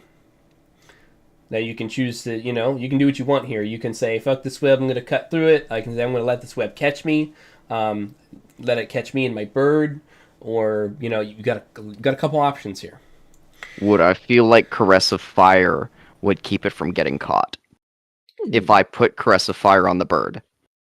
Nice. Whenever another creature within 5 feet touches them for the first time on a turn or hits them with a melee attack, they take fire damage. It's Fire just like saving regular throw? fire, right? Yeah. Or will Psionic Fire, yeah. Yeah, However if you it's wanna fire flip. damage, then I would say it That's could. That really actually would handy. work. That's Okay. I'm nice just gonna use of that, sir. Hold tight to Vesper Wing and My get as bird. tight to him as I can and then cast that on him. Okay. So that All right. way lessens the chance of me getting caught up in it. That's cool.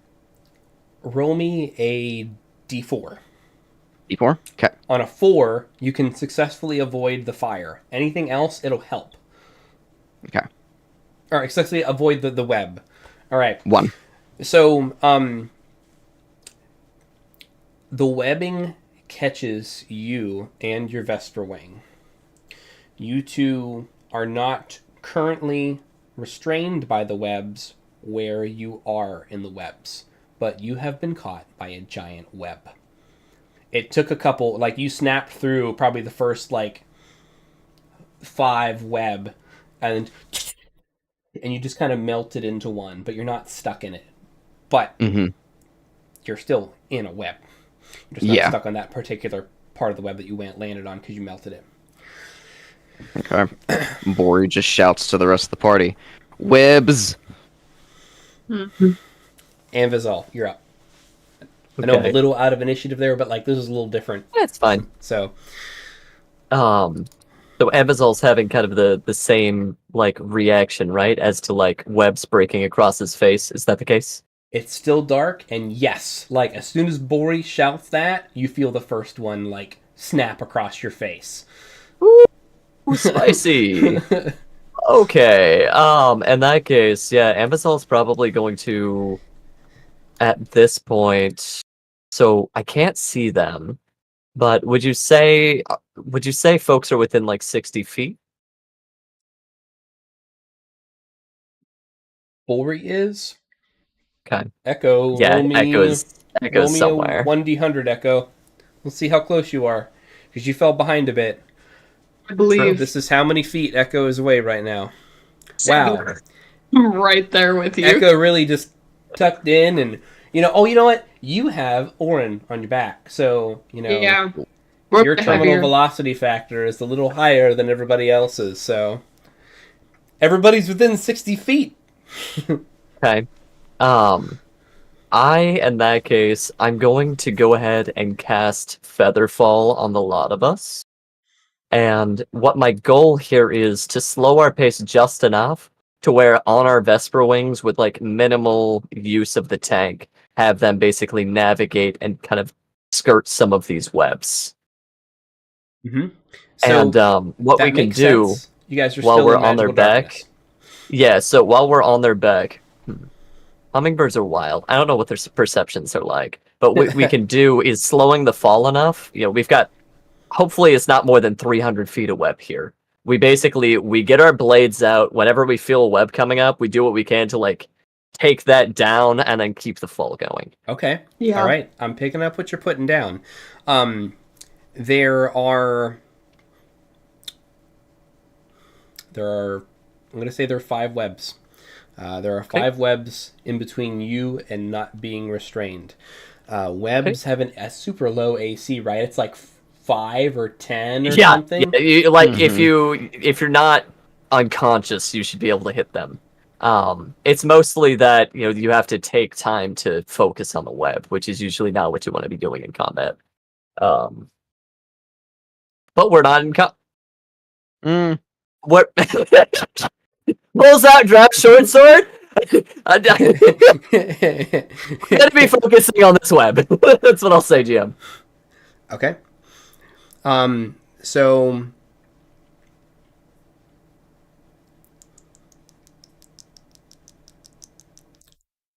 It's pretty funny. I'm going to say the web is like an AC of 5. It's fine. Perfect. I'll slappy pap it. Yeah, so I'll do it. Whoever, so that would be you and Mogra and Echo at this point that would try to do this. So, roll me 5 attacks. Hell yeah. Between all of us, or do each of us okay. roll? Or? Yeah, let's each go for it. And Echo, you and Orin are basically riding together. So if you can't do 5, Orin can do 5. Those are pretty reliable attacks. Okay, now I need Mogra. Mogra, don't mess up, Mogra. Mogra, or you might mess up. They've hit Mogra. Worst case scenario, she's got Featherfall. Yeah. Don't do it, Mogra. It's You'll not figure it about out. the fall. Okay, so let's see. He just gets mauled. Yeah. I think she just needs to not do a nat 1. I think she'll be all right. Gwen set Mogra. Legally speaking. So, legally. I'm going to say, yeah, that 5th one, she like this almost web's a little lost her hairy. dagger. Wet, Yeah. like cutting into chitin, like web. You guys are able to break free. Given that how you guys navigated that, You guys cut through the web. Bori, you haven't cut through your web yet. And we go to you. Your turn. So Echo. Well, Echo, are you doing anything out different than that? Let me make sure that... Okay. Stay according to plan. Okay, is there any other actions that you want to take on your turn in semi-initiative right now? Nope, just avoiding the heck out of these webs. Get out of here. They're nice webs. I don't want it. They like you. No, I don't like them. I don't like these. These webs are kind of weird. So you're in magical darkness. You're sitting on a web. You hear a voice. Then you hear two.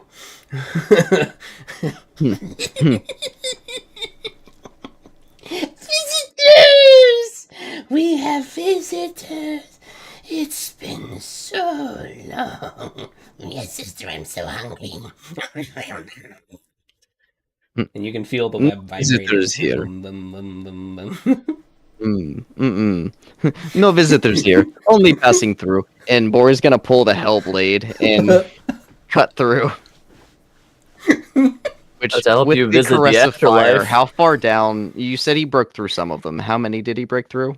You broke through half of them. So roll me 5 attacks. As long as you can hit 5 on all these attacks, which I think you can, as long as you're not nat oneing. We'll see. Bori's only got a +2 this, so we'll see. Oh no! Bori! He's not proficient with the Hellblade. He's only adding his dex mod, so he has to roll a 3 or higher. Well, Do it. roll a 3 or higher. 3, son of a bitch. I'd still Yeah. barbs you, but I physically can't see you, so. Mm-hmm. You get to the last one, and your Hellblade just gets tangled in another web. Oh shit. Well, you only have one web standing in between you and freedom, but I am going to transition us to this encounter map. So give me 1 second. Oh god. Press the fire, please. Oh, can you guys? It is it is the that? first time it hits or touches something. Does Oh, it do the yeah, your game? fire. Yes, as long as it doesn't like burn out, and as long as you Yeah, can it's roll a 4. concentration for a minute. If you can roll As 4, long as you can do roll enough a fire 4. damage to this web to set you free. Bro, listen, On if this you can't turn. roll a 3. Oh no! Damn it. shame. This is exciting. You guys will be you'll be fine. You'll clear this in a round. Yeah, I'm not super worried. You're not stuck by 10 webs. You know, it's one web and it's one of you. All right, let me make sure this is good. This looks so shame. Shame. Yeah, It's a shame. He was such a good friend. I'm excited that you guys like. You can probably avoid this full encounter, but that you're like touching it. You're like, oh shit. Oh, Just a little bit of encounter. Yeah. Really edging the encounter right now. Oh, so where's Bori? Bori's here. Everyone else is going to be like over here flying through. Let me bring you guys over.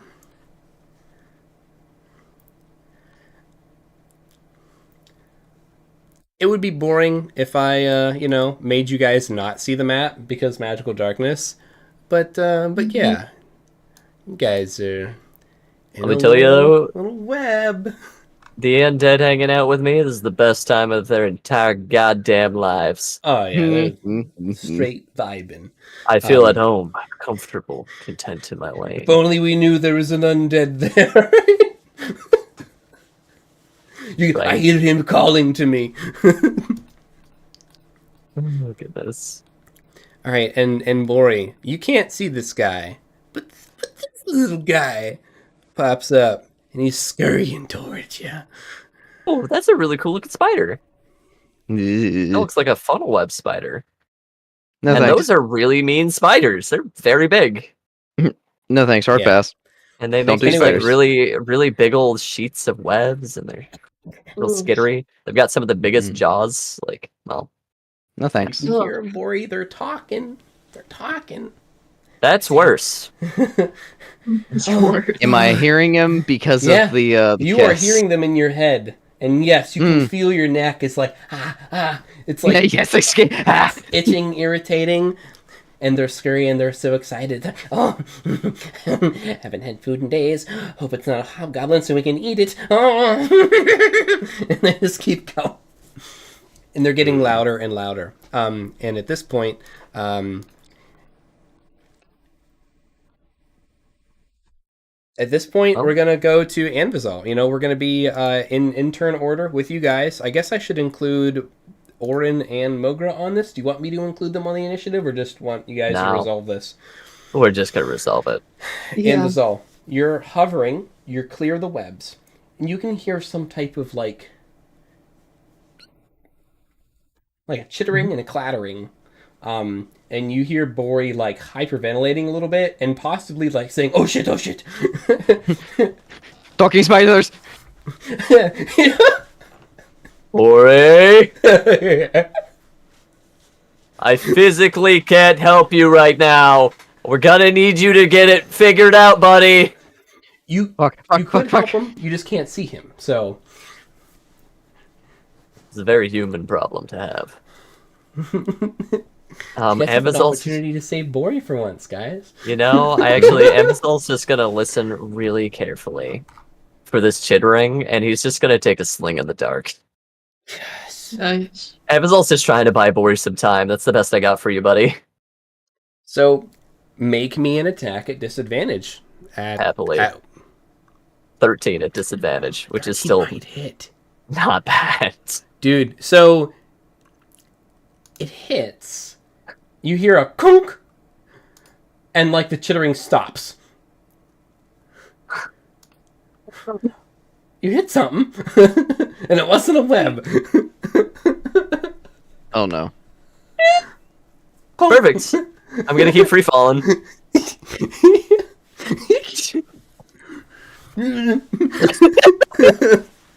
Stop it frame. Like, that's my go-to. Still got it. Yeah, exactly. That's all I got for you, Bori. Echo. Listen, feather fall. It's feather fall, not feather rise. Okay. Feather fall. Peace. Fade. You burst through the Gone. webs, Echo, and then you hear Bori freaking out. Sounds like he got caught. And you hear the chittering, and then you hear Echo's Anvizal's trusty gat bounce off of something chitinous. What? It's a good response. What? Can't really hear you. Can You Now we can hear you. Can I shoot near, but not at Bori, attempting Yo. to sever the web that has ensnared him? You're going for that crazy trick shot? That's pretty Yes. cool. Yes. So I definitely think about that. circumstances here. It's a disadvantage, but you know what? The AC is low. A nat 20 is going to hit the spider, or Okay. do something cool. I'll let you make it up. A nat 1 is going to hit Bori, but you don't know that. You're just firing in the dark. You can I'm roll the just attack with gonna- disadvantage. You got 2 Yeah, shots. I'm Let's go. aiming. I'm like aiming at Bori and then like inching a little bit to Uh-huh. like the side. Yeah, you're listening. You're like, Please Echo don't hit location. Bori. Bori, put your face right next to where I need to shoot. You ever try to shoot something with the intent to kill in the dark? It's fucking hard. Mm-hmm. Okay, ready? You know Yes. what? The killing part isn't hard. The killing what you Double actually team. are intending to might be. Okay, so you hear a snap Go. as you just you hear this thing just like go through a bunch of webs, and you hear snap, snap, snap, snap, snap, snap, snap. And we get to Bori. Bori, you feel that web snap. Thank you. And then I guess he continues his free fall away. Yeah, yeah. You hear a distant voice growing more distant. Wait, I'm gonna play. Fuck you. Whoa, bro.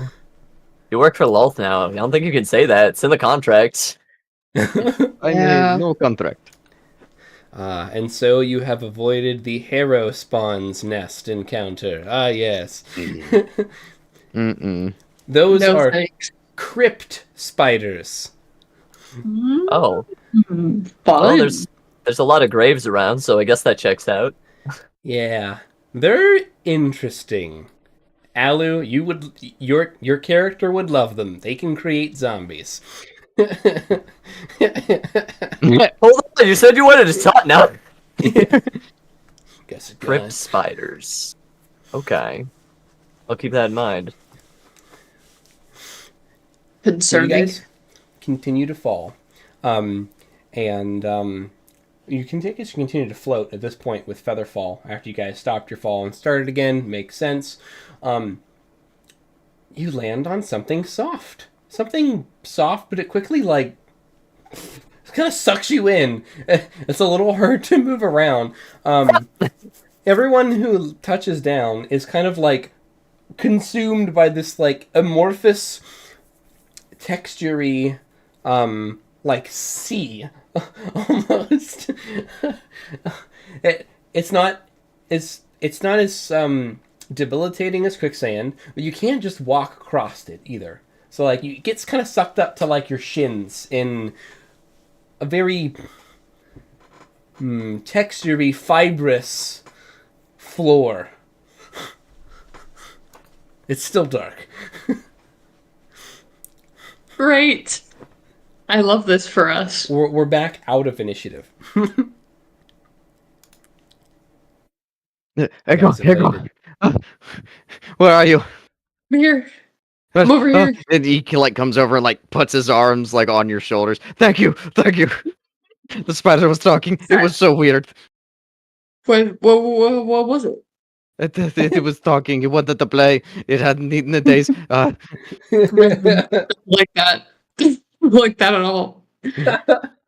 Where Huh. what are we what is this? I'm kind of scared. I don't know.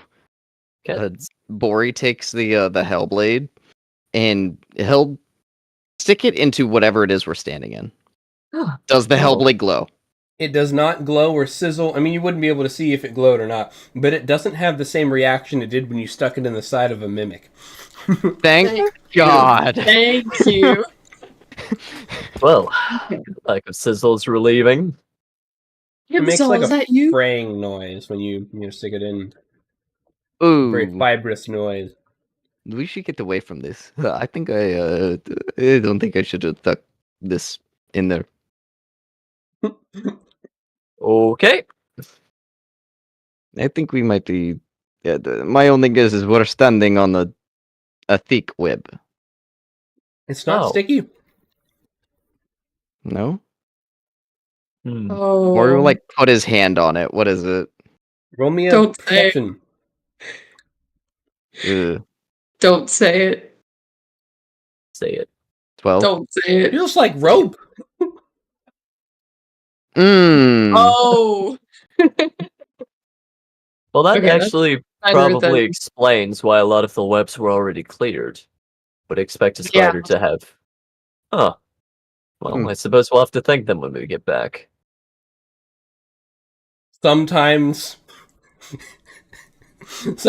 things work out. Right. Sometimes things work out. Huh. Well, I suppose we could leave a marker here. But would we be able to see it though? Hmm. I think honestly, the pile of rope is a marker enough.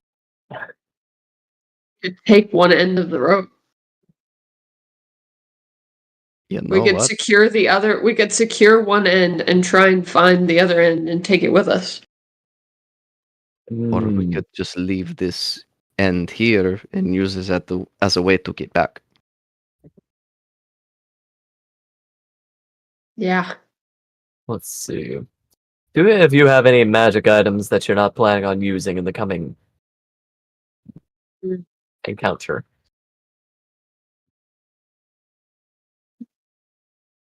I mean, double secret Scrimshaw Club coin is magical to me, but I don't think it's going to be much use. Only a fate 20. 11 up, it's magical, baby. Oh Roll my an god. 11 up, because that would be really funny, actually.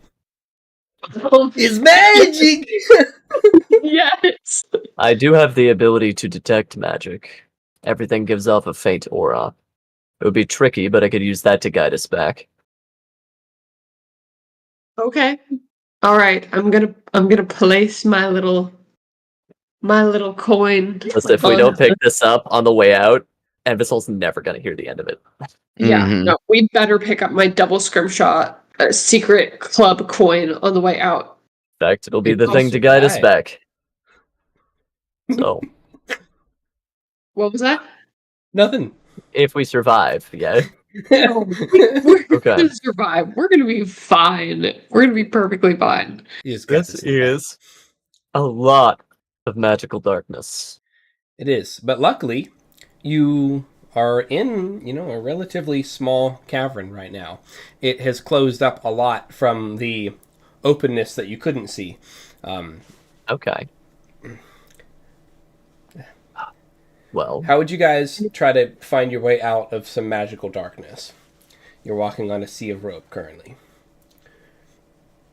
Any noises happening, or is it all very silent? technically, I just feel the gradient at which the rope dispersed, right? There's so much rope here that we're gonna know where the exit is based off of where it goes down and where it gets clogged. Yeah, so, Anvizal, give me perception touch, and Remember Echo, to give me a not. perception hearing. And what about you, Bori? Do you want to contribute to the Yo, finding a way out? Nat 20. Amazol's good with his hands. I was gonna say help Amazon, but he already rolled a nat 20. Perception. Nice. I rolled an 18. Let's go. Okay, so interestingly enough, Echo, you can kind of hear. It almost sounds like goblins coming from a certain direction. It's very faint, but you think you hear like something going on. And Anvizal, you found the end of the rope. you. Amazol will say that I found the end of the rope. And I mean, you find the way out. Yeah, You with the also nat found 20. the end of this rope. With a nat 20, Amazol's just gonna. We're going with this rope now. Yeah. Like, we're just That's a gonna big hand deal. sling Reynolds this. Yeah, that's honestly really lucky. Amazol's like, I guess sometimes you do find the needle. Well, let's get going. Oh my god. So Echo's yeah. just disgusted, Felt this feeling before. horrified. So I have a question for the players. He's At least I think it's really cool. I have a really cool cinematic encounter that happens next. My question is, are you guys awake enough to enjoy something like that? It's very lore derived. Or are you guys like, oh, we're feeling tired, we want to save this stuff for a possible session in January? I just need to do a quick check-in before I consider going forward with this stuff. I am slightly tired. I want to end on the cinematic. That's my Yeah, vote. I was gonna say possibly ending on the cinematic. Yeah. I think that sounds good. Just for like expectation, this is probably like a 10 to 15 minute encounter of things that happen that you guys observe. Let's go. Yeah. Cool. Let me switch to some different music real quick. Spooky. I'm so excited.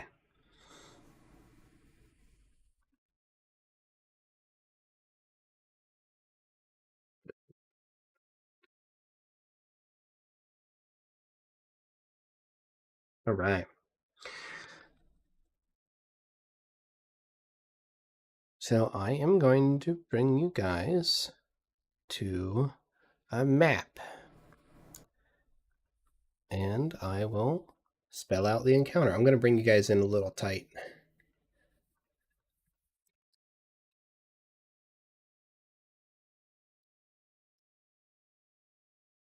There is probably darkness.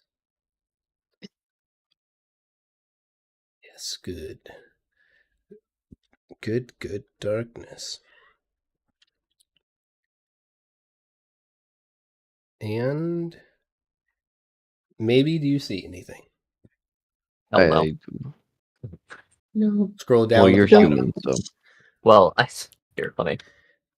Anvil, do you want me to turn on your dark vision since you actually technically do have it, or do you want a torch? I do legally have dark vision. I'll use the dark vision. Okay. Especially now at level 7. Like, we'll say Amazon figured something out. He's like, he just got to the point. He's like, okay, this sucks. Yeah.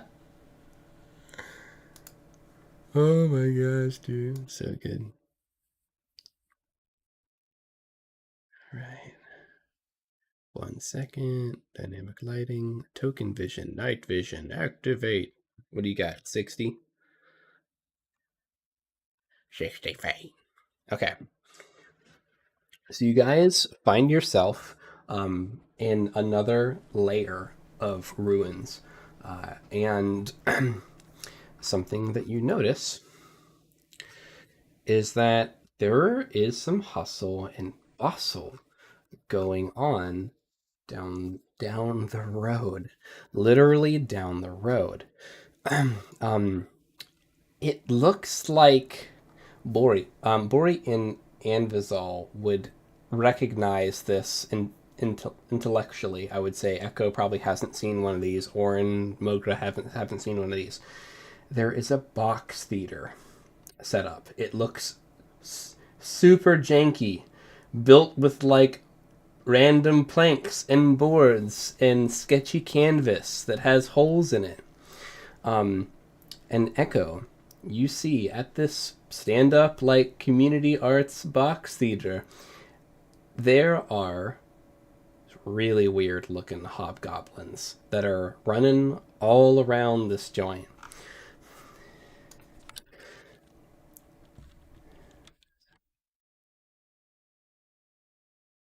Let me get. So that's just what you see from afar. So what's your take on that so far?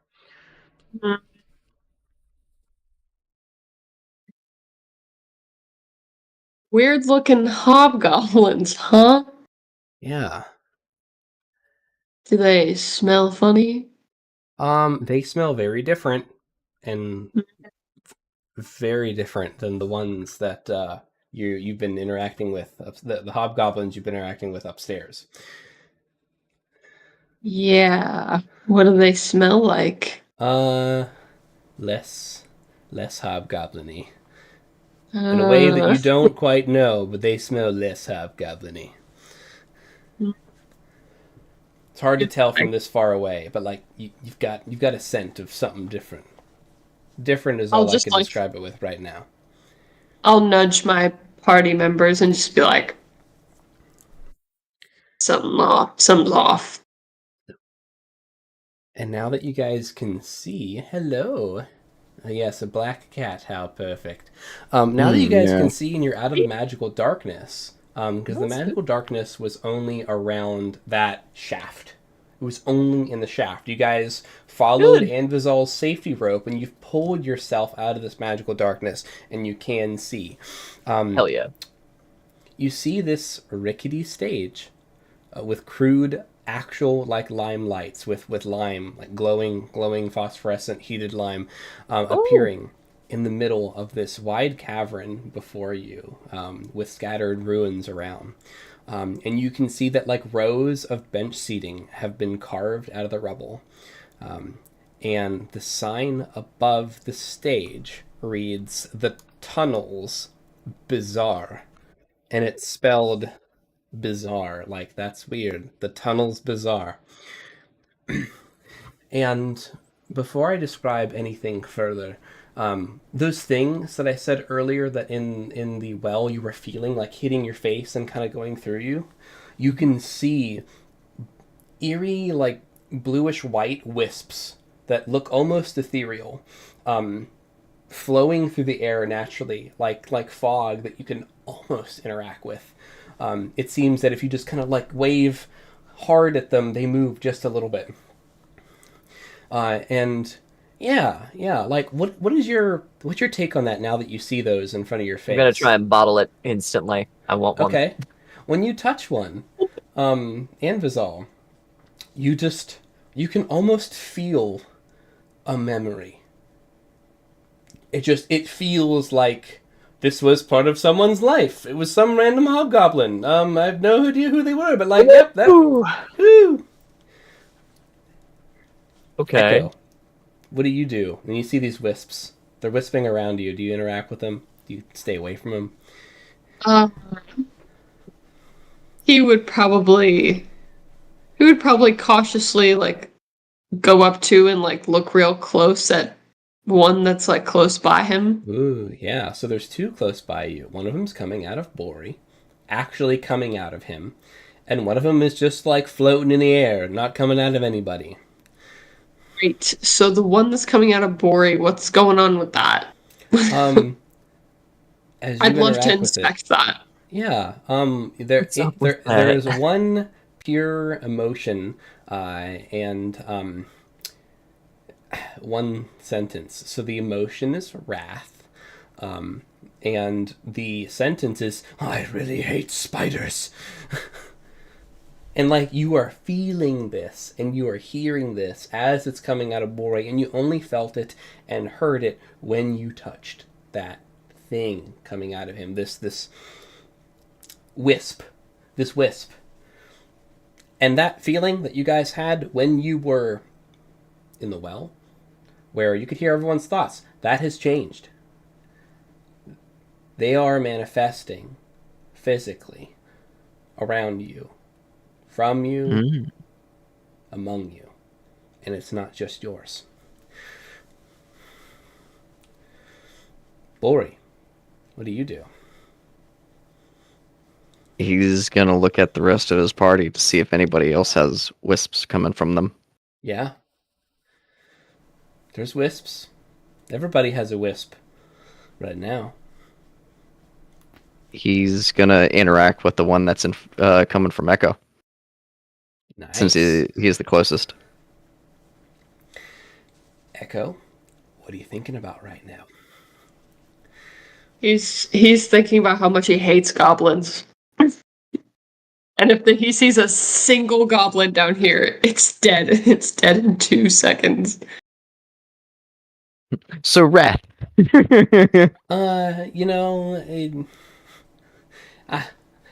Undiluted rage, maybe? Yeah. Trauma, racism, I don't know. There could be all kinds of things. Who knows? Something's I happening. love Ego. Oh my Echo. gosh. So, yeah. You feel that whenever you're like interacting with this thing kind of spiraling out of her head and, floating along like nothing's wrong in the world. I do not like any of this.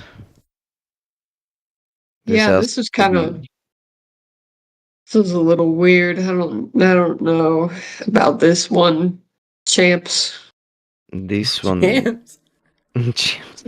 This has to be from the influence of the Mind Witch.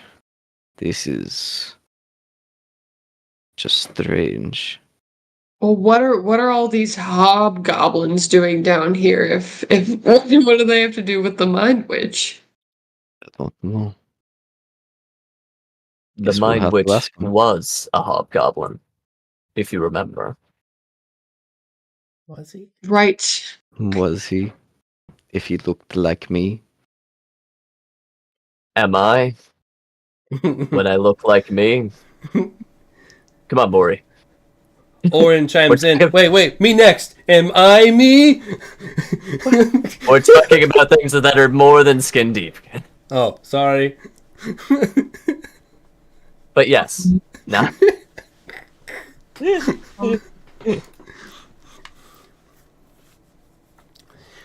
Alright, so you guys want to see what's going on with the Tunnels Bazaar? Because lights are flashing. As you guys walk closer, you see a group of what look like feral hobgoblins. This is what they look like. Oh. Their skin is pale. I'm sorry, They that's look how they look? a lot more savage.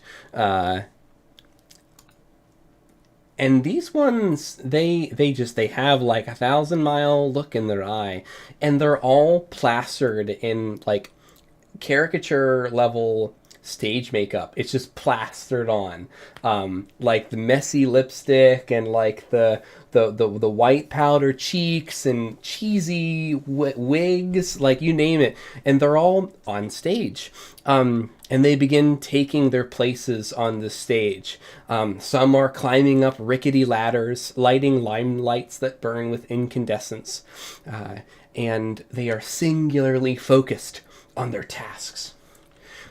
And Okay. as you guys look around, one of them is climbing up really, really long, really sketchy ladder to the top of this whole rickety assembly. And what you see is a giant dream catcher looking apparatus, probably the width of a man, that spins on a spindle. And you can see it's capturing these wisps in the air very slowly as it turns silently, capturing them as they just wrap around the strings. Strings made of spider silk. And the hobgoblin grabs one, and he scurries and he grabs it and he pulls it and he pulls it, and he's got this blue thing in his hand. He's pulling it down. He rushes down the ladder, and he gives it to somebody else on stage.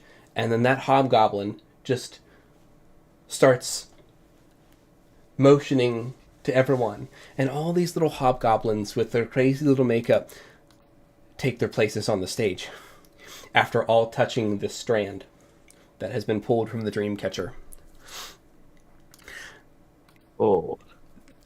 The one hobgoblin that held it stretches it out, and he almost reads it like a scroll, directing the scene. I will say that while they have been scurrying, no hobgoblin has made a sound. It's been silent this whole time. No words have been said. The first act starts. The hobgoblin turns to you and silently and motions to the front row. Do you sit?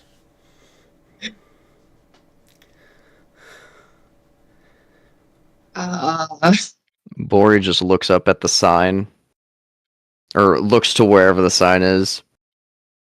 You all can probably see just like a scowl come across his face, Understandable. and then he walks in, Oh. and then he sits down. Oh, dang. Oral bite. Look, I see you're upset. I don't get it. What gives? The Tunnel's Bazaar. That's a strange name. The Titans Bazaar. Okay, what's the Titans Bazaar? My old troop. Ooh. But you know what, Bori? Yeah. Wasn't there the first time, but I'll sit with you through it the second time. As told by... These guys. The play starts. Oh, go ahead, Echo. Echo will go into the seats, but he's not gonna sit.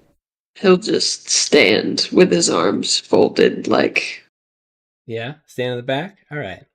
Yeah. The first act.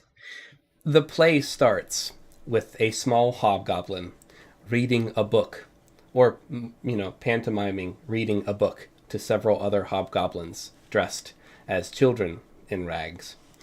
While the words are non-coherent babble, it sounds soothing, like a bedtime story.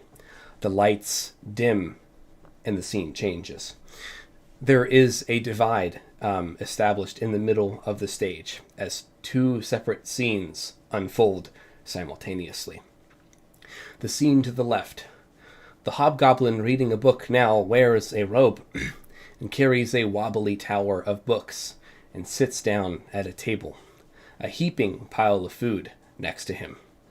The hobgoblin casually eats while flipping through pages.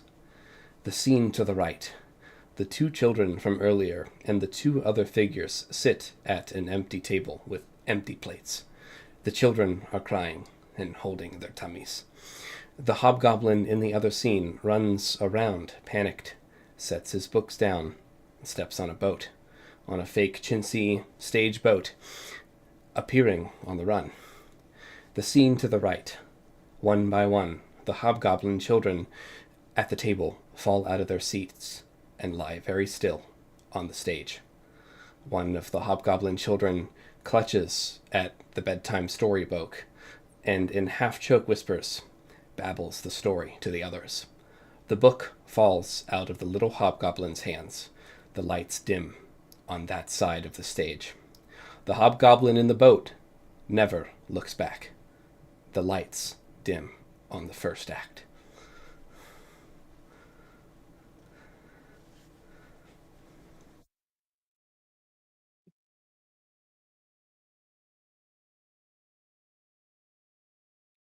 Anyone before I go into the next, or is the crowd silent? Y'all can Invo see is just silent. Bori's leg is doing the constant Oh. shaking thing, like the jumping. Yeah, the bounce. Oh. Yeah. I think we're all just kind of watching, giving Bori a little bit of a side eye. Yeah. He's just Doing dead good, staring buddy? at the play. The second act. Two hobgoblins, dressed as children, appear on stage. One dressed like a boy, and one dressed like a girl. They play games together, giggling and holding hands, then go their separate ways. The stage lights dim, and the scene changes. There is a divide in the middle of the stage, as two separate scenes unfold simultaneously. To the right, the hobgoblin wearing the dress reveals boys' clothes underneath. A hobgoblin dressed like a mother enters and scolds the younger hobgoblin, making them put the dress and the wig back on, lecturing them with incoherent babble. The scene to the left. The hobgoblin boy sits alone at a table with two empty chairs. A shiny crown rests on one of them. The boy reaches for it, but another hobgoblin wearing a leaf costume enters the scene, desperately holding the crown out of his reach, shaking his head in fear, and sits at the table. The hobgoblin boy looks back to the empty chair at the table, morose. The lights fade, and the scene changes. The boy and the girl are playing together again. The mother of the hobgoblin dressed like a girl is doting on the two as they hold hands, ringing bells and throwing rice. The hobgoblin in the leaf costume enters the scene and sees the hobgoblin dressed as a girl. He angrily smacks the mother of the child, yelling incoherently at her while pointing to the hobgoblin dressed as the girl. He storms off, taking the hobgoblin boy with him off stage. The light centers on the mother hobgoblin, with rage in her eyes as she draws a bath. The girl taking off her dress, and then the boy clothing taking that off underneath, begrudgingly steps in to the bath. Suddenly, the mother grabs the child's head and forcibly smashes it down, holding it under the bathwater. The child flails. The mother, yelling incoherent babble at the child, lifts its head and holds them underwater, again and again. The lights dim.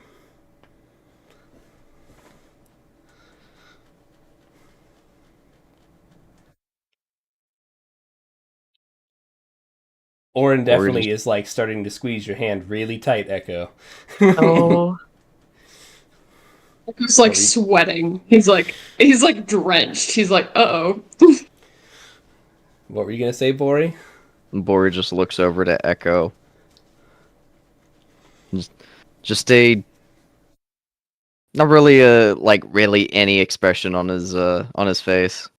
An arm and a pat on your shoulder, like, okay, buddy. That's a lot. That's a lot, yeah. He's just staring dead ahead, not Just- making eye contact. He's like, 1,000-mile stare. Yeah. The third The act begins. trauma.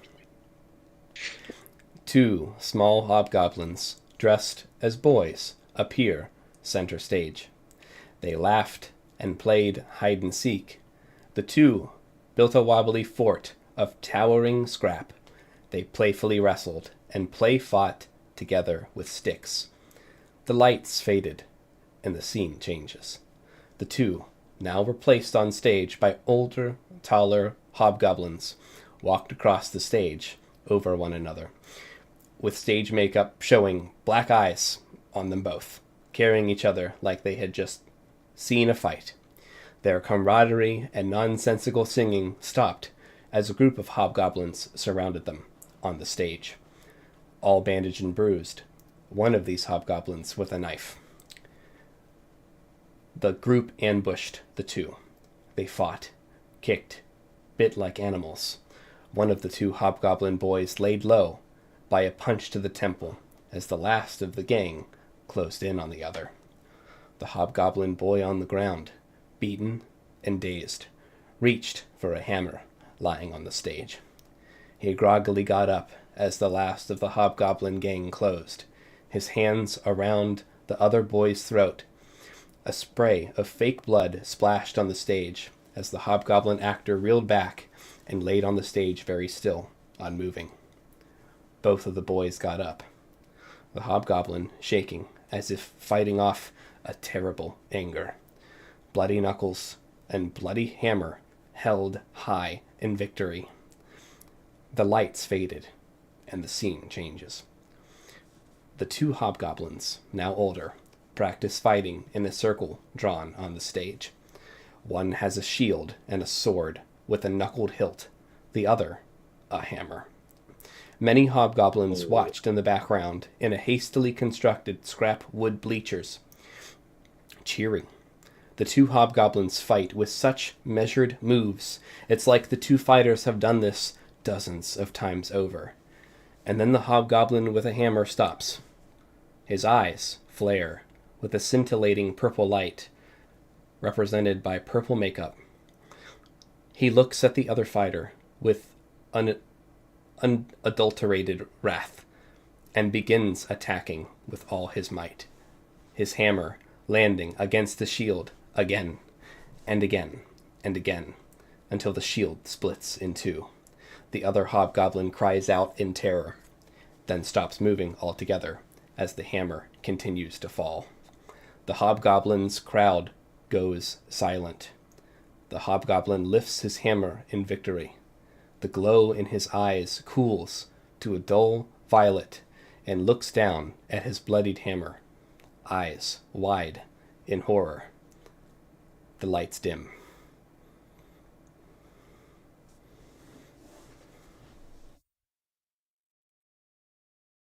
All of the hobgoblins line up on the stage, one by one. Even the ones doing the lights crawl down, and they take a bow together, and they eerily skulk off into the darkness. The stage slowly drifts back to darkness as the faint glow of the limelight subsides.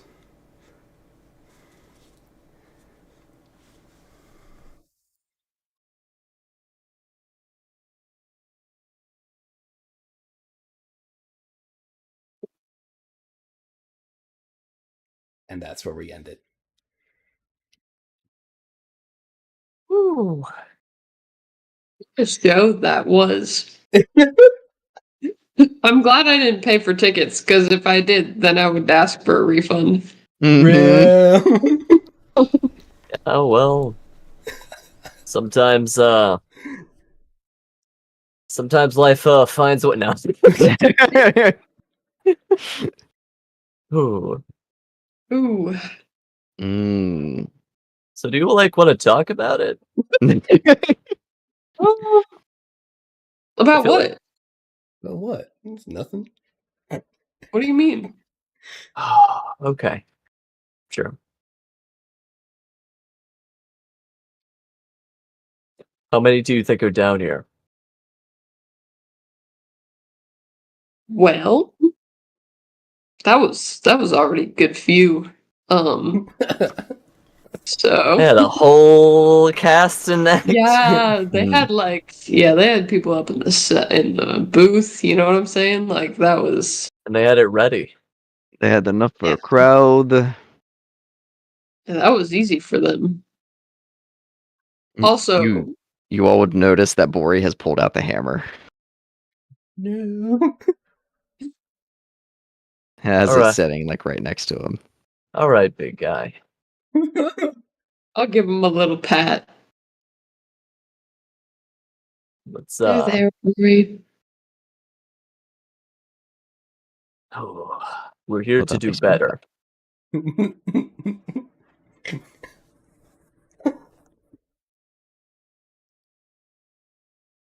I'm gonna go ahead and kill the stream. Mhm. Murder it now.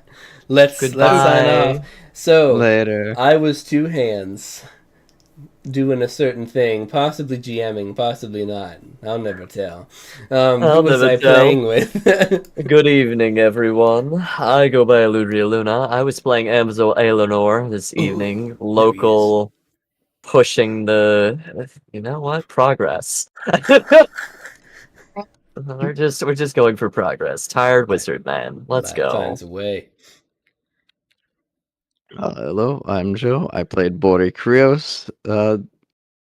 He's finally finding out that he wasn't entirely the one that murdered his best friend.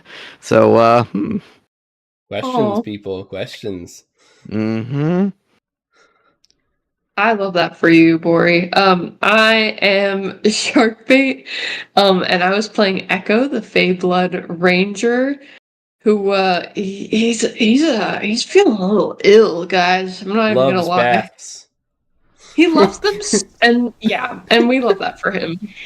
Yeah. Oh my goodness. Oh, I hell yeah. Um,